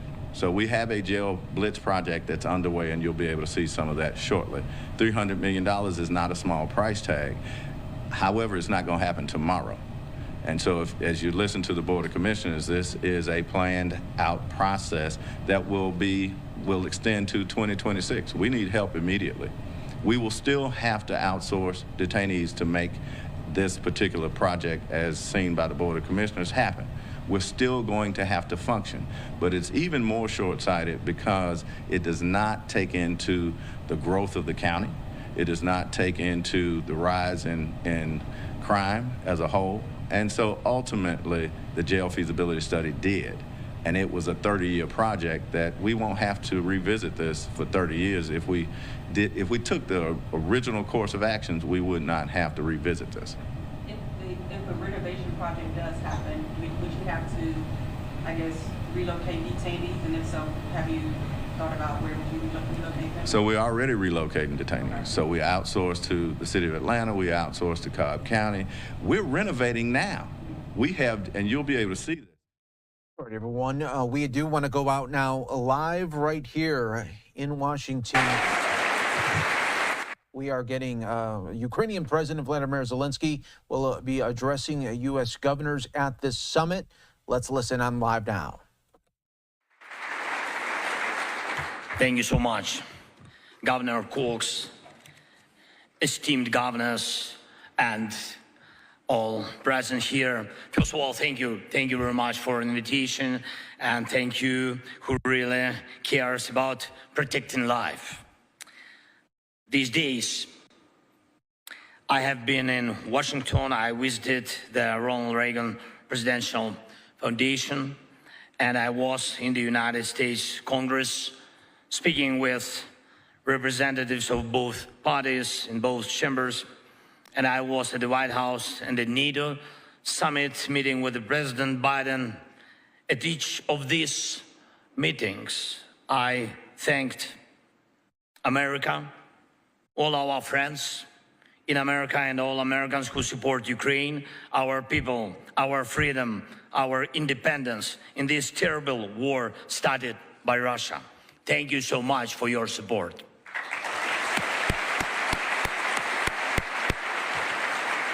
Thank you. Unfortunately, there are different wars in the world, but this is a war where it's absolutely clear what is good and what boundaries evil crosses. This is one of the most transparent battles between good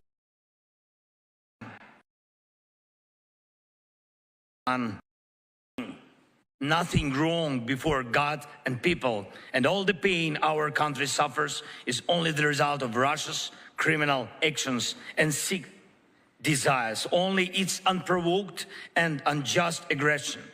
So it's so valuable that so many people and countries have united to help us to save our freedom, and thus the common human understanding that evil must always lose.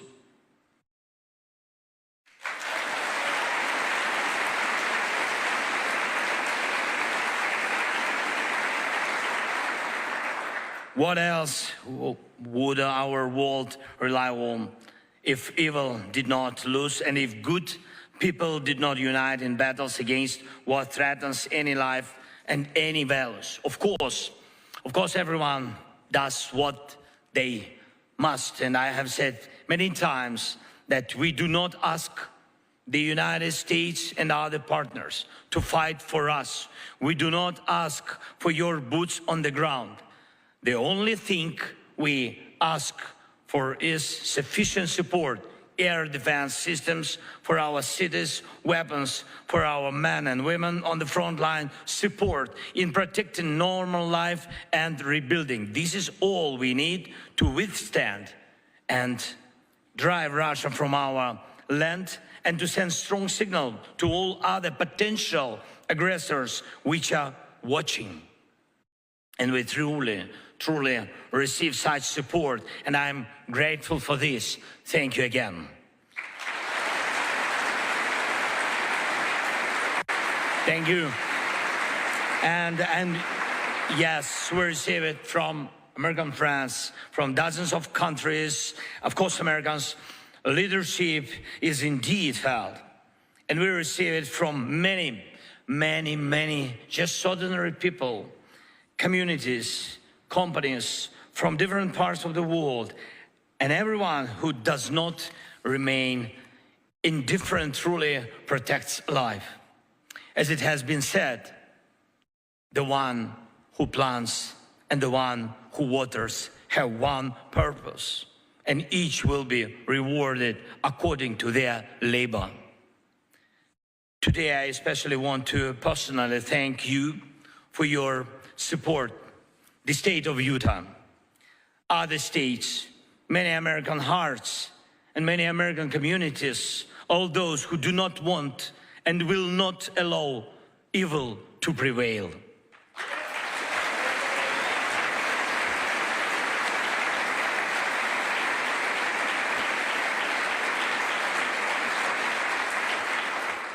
Dear friends, many of you have probably heard or seen in the media about the recent Russian missile strike on a children's hospital some days ago.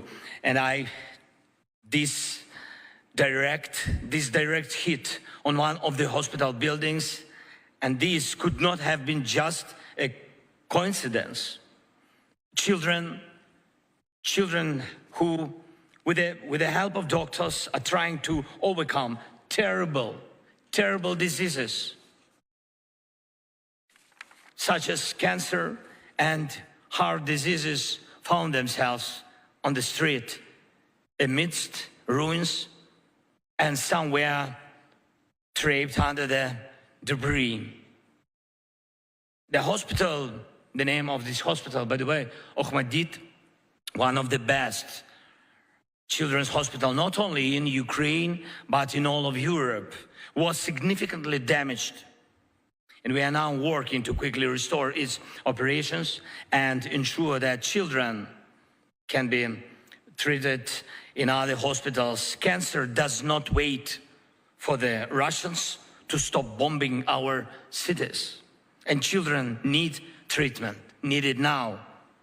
Children also need to go to school, and their parents need to feel at least basic safety to be able to live, be able to work, and provide for their families. Just think about the numbers. Russia destroyed nearly 160,000 of civilian objects, just 130,000 homes, 3,000 schools, 700 medical, and 170 churches. Who are they? All of this presents us with a huge range of tasks, and many of them will be resolved within communities very close to the ground.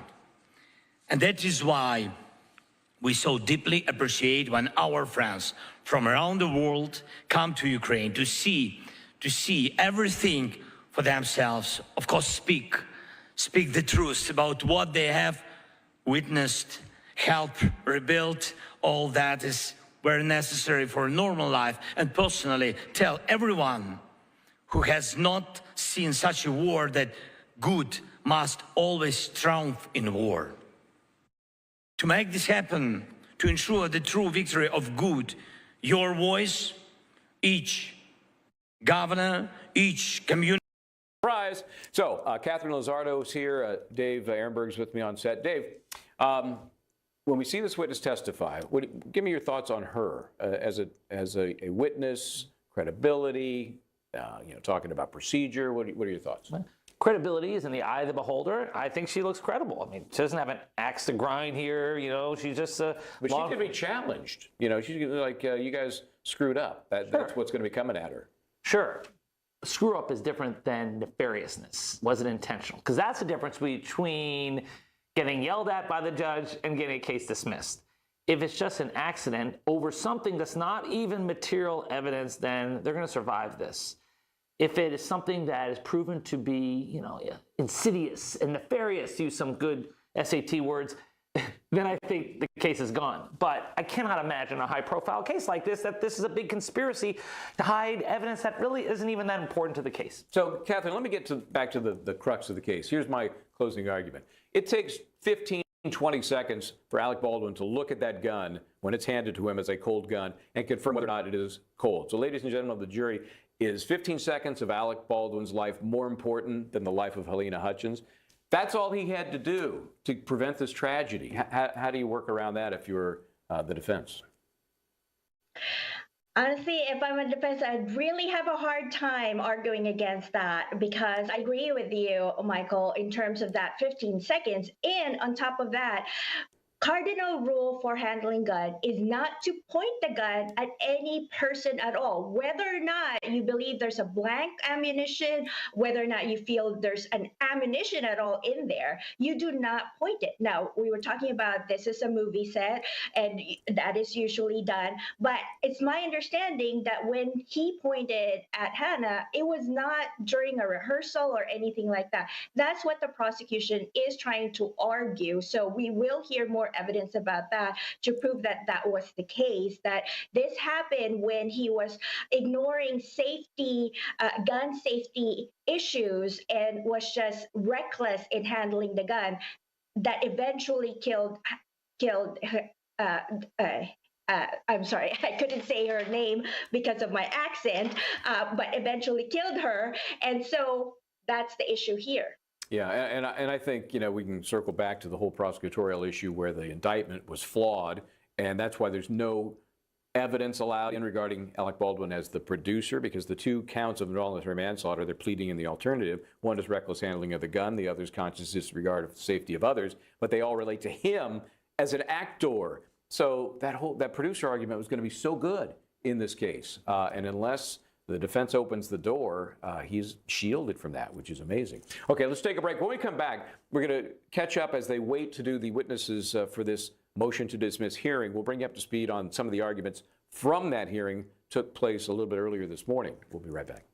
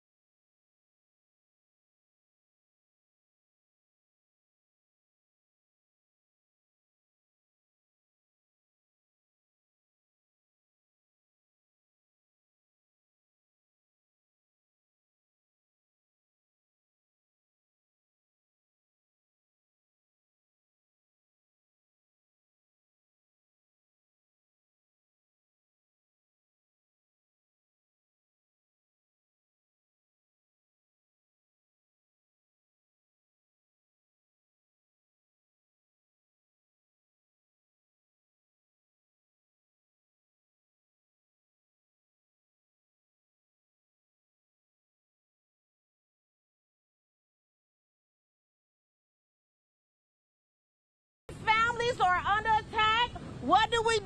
Stand up, fight back. When Cori Bush is under attack, what do? Stand up, fight back. It's hard to even put into words how I feel about Ms. Bush. She is one of the best and the brightest leaders in the country today. She always stand up for working people. As a black woman, I look at Cori. I feel proud. All right. And she does, and she represents me and everyone in St. Louis like me. That's all of us. Yeah.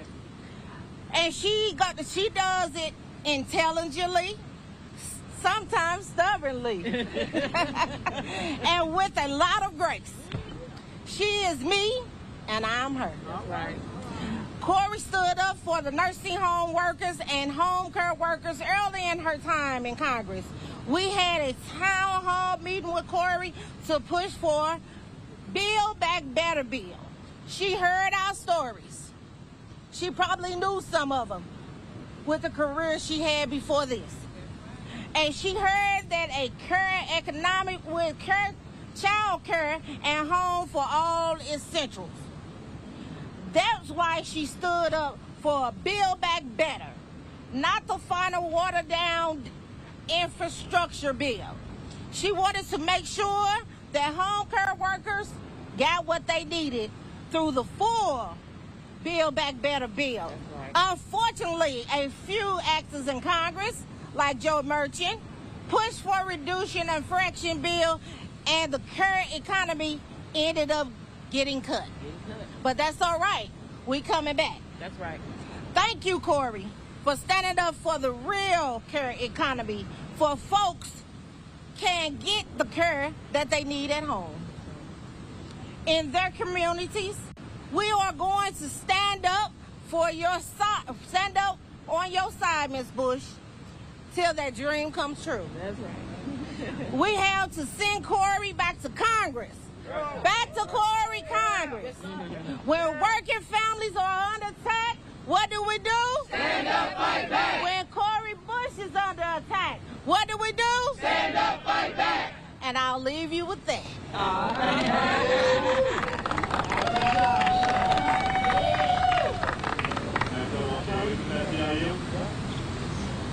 Hey, everybody, what's going on? Hey. My name is David Rainey, and I'm a member with an intern with SEIU Healthcare. I am here to support Cori Bush. You all home care and nursing home care are failing for profit out of state. Testing, 1, 2. Hedge fund owners are ripping off the system and buying yachts instead of paying. Testing, 1, 2. Care of residents. The owners have been taking. Testing, 1, 2. Fairly Testing, 1, 2. Collective bargaining agreements. And when regulations aren't followed, the collective bargaining agreements are thrown out the window. It's the residents and the workers who suffer. That's right. And that's not right. That's not right. Say it after me. That's not right. That's not right. Say it after me. That's not right. That's not right. That ain't right. The whole darn system needed to be torn down and made over. Cori heard that fat cat owners are getting richer and workers and residents are still getting COVID. Cori heard it and she acted. She stood up for us again and again, no matter what the political price.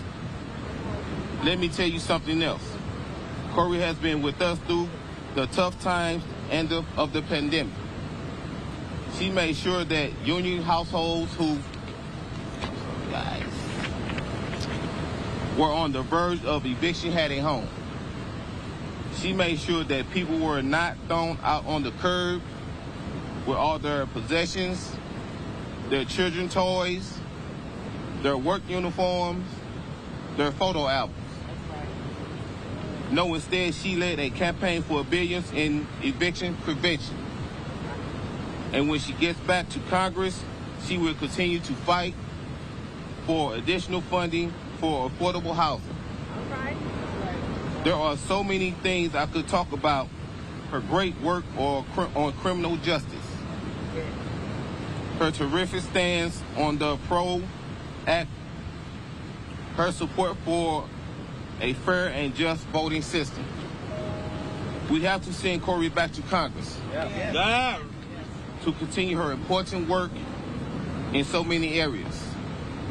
For workers, for the unhoused, for reproductive rights. So let's say it now and say it proud. We love you, Corey. I love you back. We need you, Corey. We will fight for you, Corey. And I'll leave it at that.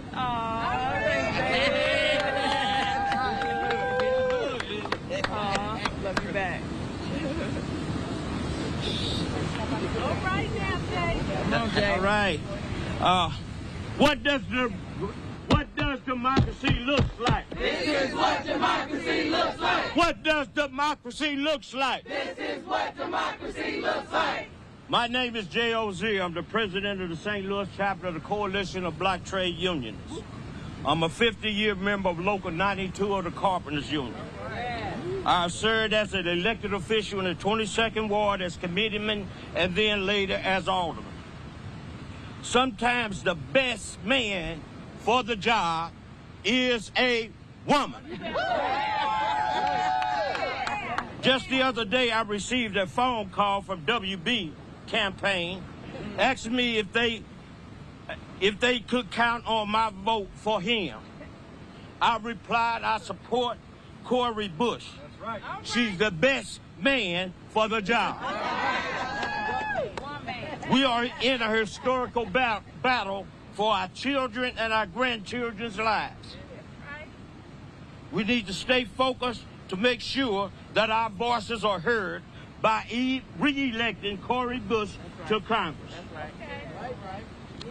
Yeah.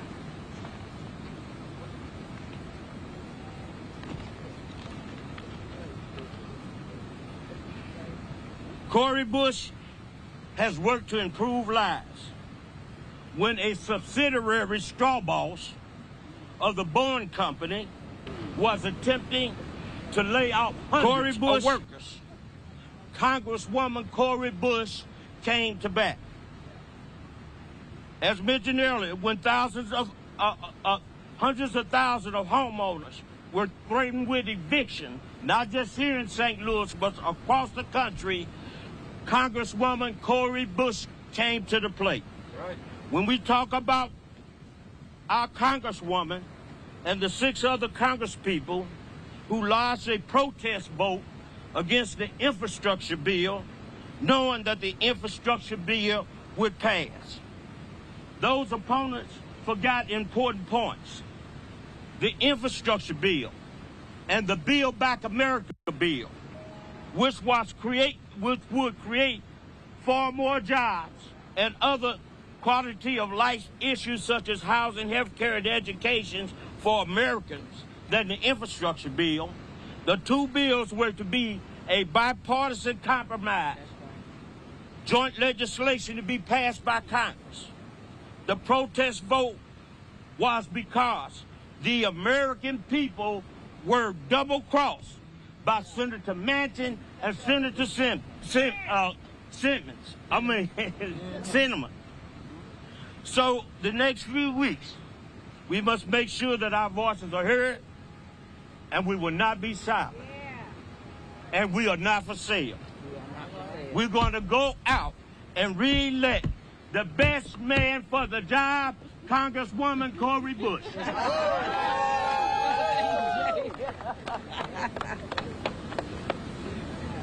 Me? All right. Oh. All right. My name's Floyd Bell. I am the president of Local 6300 CWA, and I rise today in support of our Congresswoman, Cori Bush. We support her from the communications of workers of America in the private and public sectors. We're behind her because I was taught that leadership comes in 2 ways, transactional and transformational. Transactional. To the 1883 Yellowstone movie, where he was teaching people how to shoot with that live ammunition. He then went to another movie with Seth Kenney, teaching people how to shoot with that live ammunition. And Seth Kenney then took a green ammo can with that live ammunition in it and brought it home with him. He says that could be the live ammunition from that green ammo can that killed Helena Hutchins. Ms. Morrissey says, I want you to preserve that. And do you think there's any evidence that this was sabotage? And he says, well, actually, Seth Kenney called me while Rust was shooting, telling me he wanted to get Hannah Gutierrez-Reed fired. But he didn't know how to do it because he was concerned about upsetting Fel Reed, significant armor in the business, as Your Honor knows. And so he says, I don't have evidence that there was sabotage, but that's what I know, and I still have this ammunition. As we know, Sarah Zachary, the one who threw the live bullets away, or bullets away, we don't know, live or not, threw bullets away after the incident on Rust, admitted that.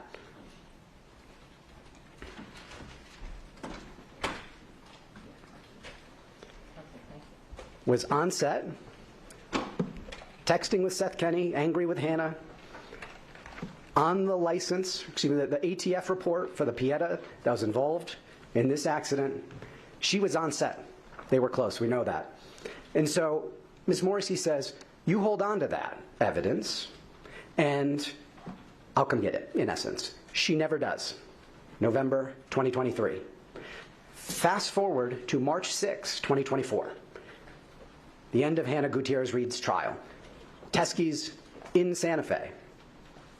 Sees what happens, shows up at the sheriff's office, as we heard from Ms. Popple, and delivers that live ammunition that Hancock had not preserved, that Ms. Morrissey had not collected, that he believed could be from the same batch, from that same green ammo can. Okay, so now you know the crux of the defense concern and their motion to dismiss. I feel like I stumbled into the Hannah Gutierrez-Reed trial because this really has a lot to do with her, maybe not so much Alec Baldwin. Luckily, here to help us sort this out on the ground in Santa Fe is Anjanette Levy. I'm always so glad to make her work as hard as possible. Anjanette, thank you. I see you have a special guest. Take it away. Yes. I'm here, Michael, with John Day. He's a Santa Fe defense attorney. Thanks so much, John, for coming down. So we've seen a lot that's gone on in court. We went back up for court thinking we were continuing with a motion hearing. Corporal Hancock was there ready to get on the stand, and then they wanted to confer. I had seen Hancock and Carrie Morrissey, Alex Spiro, and Heather LeBlanc, the local counsel, out in the hallway, all kind of huddling together. Then they were up at a sidebar. Alec Baldwin left with his lawyers to talk with them for a few minutes. Hilaria Baldwin then went out in the hallway. There were some hugs when they came back in the hallway between Hilaria Baldwin and Alec Baldwin. Now we're on a recess for the next 5 minutes. John, what on earth do you think is going on? Are they working out a deal? Are they arguing about some things? It's all been done up at sidebars and in private. We're not hearing it. Right. I wish we knew. It's possible they're working out some kind of a last-minute deal that's favorable to both sides. I mean, that does happen. I think it's a little unlikely, but it's certainly a possibility. You know, there have been so many contentious issues with these, with the counsel on both sides that we don't know. For some reason, they don't want the court to hear that. They don't want this to be broadcast publicly. Neither side, it appears. Right. No. And so, but at the end of the day, we don't know. Yeah, we really don't know. It's all speculation. But, you know, it seemed like Hilaria Baldwin and me trying to read the body language, she was kind of giving him a reassuring pat at one time, like it, you know, like a go get him kind of type pat on the back from what I could see. So we're all kind of just trying to read the tea leaves here, the body language. How big of a deal is what happened this morning? How big of a deal is this with the 4 rounds that were turned in by Troy Teskey after Hannah Gutierrez-Reed's conviction? There's a report written, put under a different case number, not turned over to the prosecution, not turned over to the defense. How big of a deal is this? Because you look at those rounds and they do look distinctly different from the ammunition that was supposedly the ammunition that killed Helena Hutchins. Right. Well, again, this has been a theme throughout this, the fighting between the defense and the prosecution over discovery. The defense has made so many allegations about discovery violations. And they have to do that. That's their job. And they have a good faith basis for doing that. In this particular case, they want the jury to have as much information about Seth Kenney as they can. They want to point the finger. Right. They want to establish that Alec Baldwin is so far removed from what actually was taking place when he's just simply the guy holding the gun, filming the scene, and all these other things were taking place at a different level. They want the jury to have so much doubt. They're just trying to build the building blocks for their closing argument. What's interesting to me, though, is the fact that Seth, they knew about this. The defense knew about this somehow because they brought it up on cross-examination yesterday. But they say the issue is the lack of disclosure, and the judge said that too. The fact that the prosecution did not turn this over to the defense, although they found out about it ultimately because they have all of these people on board, and I'm sure they hear all kinds of things about the case. All right, So there you go. 1 o'clock. Bye. All right.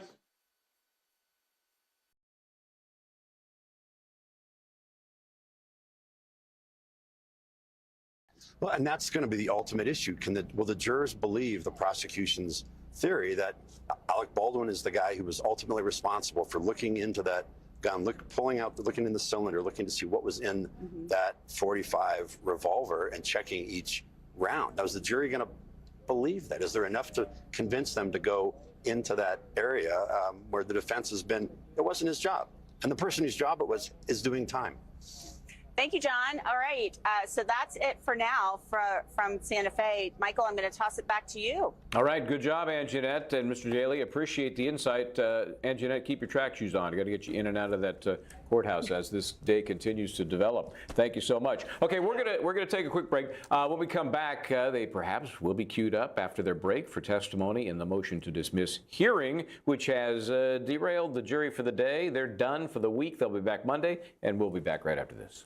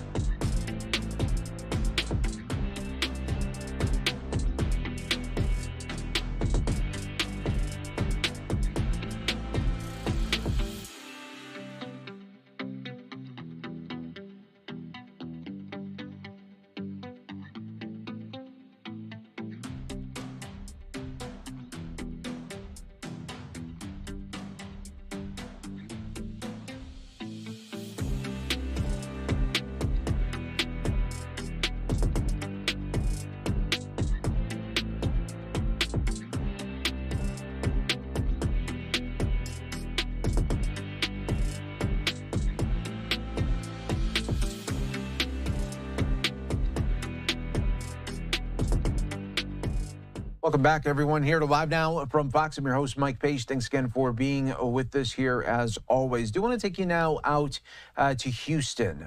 This is really quite the week that so many in Houston have had. Of course, they have not wanted this at all. We're talking about Hurricane Beryl and everything that has been left over since, including the power outages at its peak.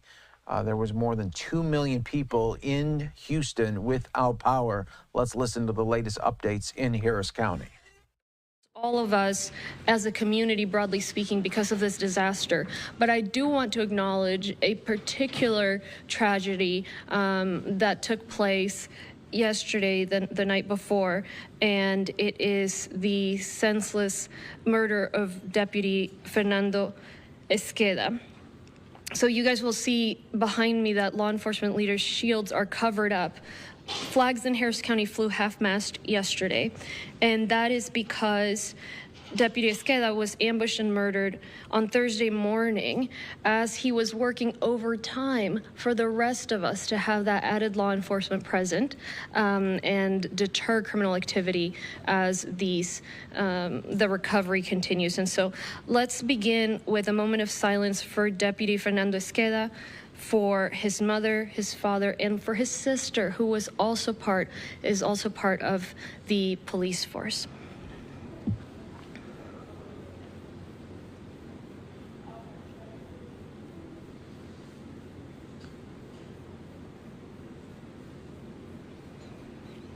Thank you. And Sheriff Gonzalez did announce last night that they have charged a suspect with capital murder in his death.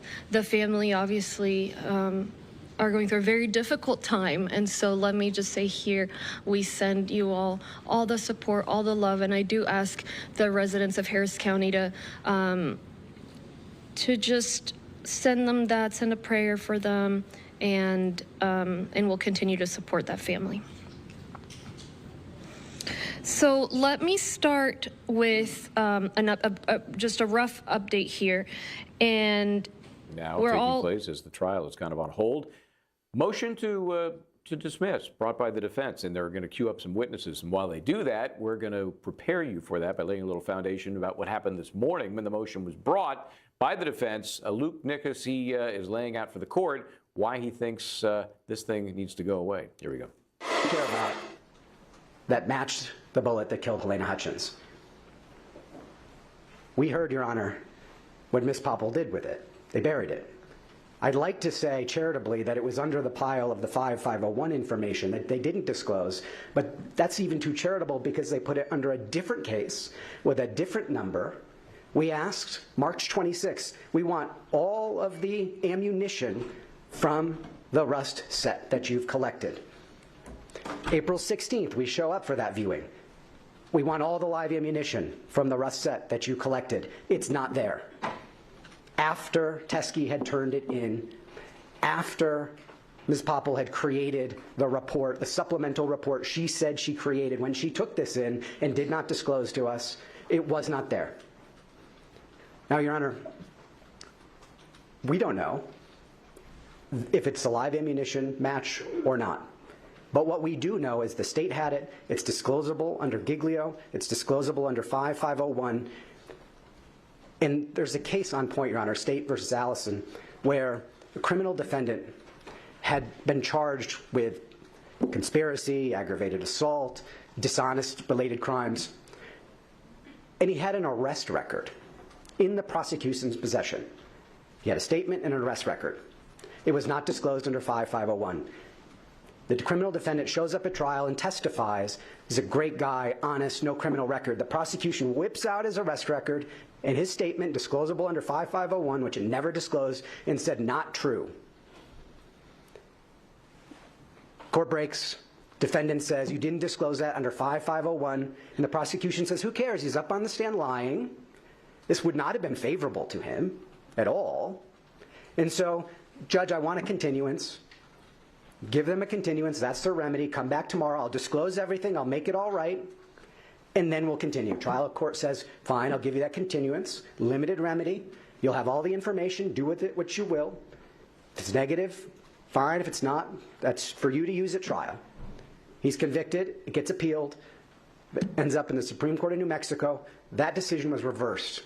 A continuance is not adequate in those circumstances. They're in the middle of trial. The defendant would have done things differently. The defendant would have opened differently, would have asked questions differently. Too much about where the source, in this case, of the live bullet came in before this was presented at trial.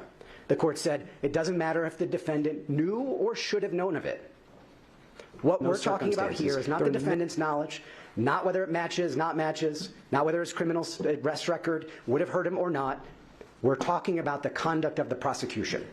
And that's exactly what we're talking about here, Your Honor. We're talking about a prosecution that didn't preserve those bullets, that didn't collect them at all, that didn't turn them over, that we already have a 5501 culpability finding with respect to the last set of information.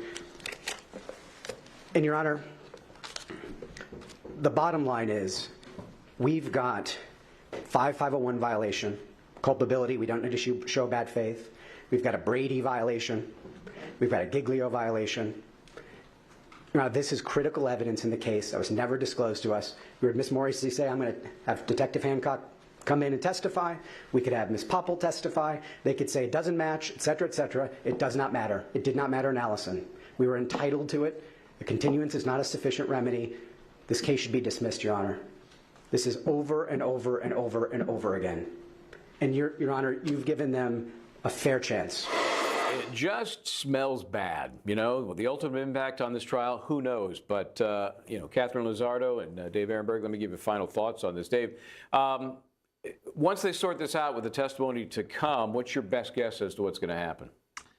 The prosecution is going to get a tongue lashing, the law enforcement will get a tongue lashing, and then the case will move on. They'll get a little delay so that the defense can get the information that they were entitled to, and then it'll move on because there's no evidence that this was a scheme to hide evidence. So, Catherine, same question to you, except, you know, give me your 30-second version of how bad this would be for the defense if they just get shut down here. Well, if they get shut down here, it's bad for them because this was one of the big issues that they presented, and they were able to misdirect the trial right now. I'm saying.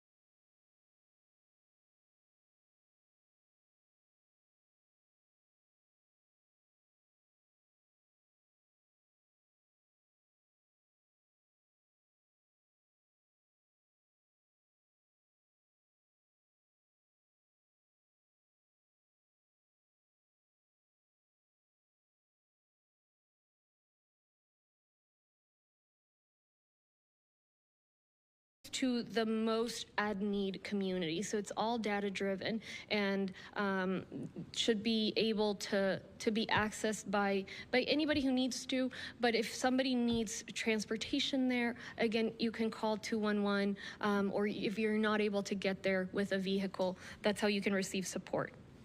We continue to work with the state, we continue to work with our cities and with precinct commissioners to get supplies out into the community as quickly as possible. I know it's not fast enough. We've got 4.7 million residents, many of whom were impacted. And so we're doing everything as efficiently and as quickly as we can. The state has sent us dozens and dozens of semi-trucks worth of aid. They're all staged at NRG. If you go by NRG right now, you see our medical transition center to support our hospitals, and then you see trucks after trucks, and if you don't see them, it's because they're out somewhere grabbing more supplies. So we're distributing that. We get it for the region. We then send it to the various counties, or Harris County, and each county is sharing it then with municipalities, with county commissioners, and going to the distribution centers.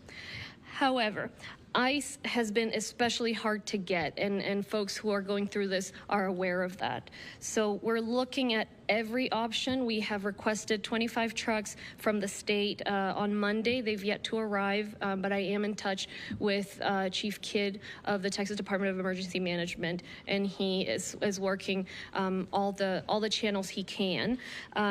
We requested another 25, knowing what the need is. Obviously, the 25 from Monday, we've been told they're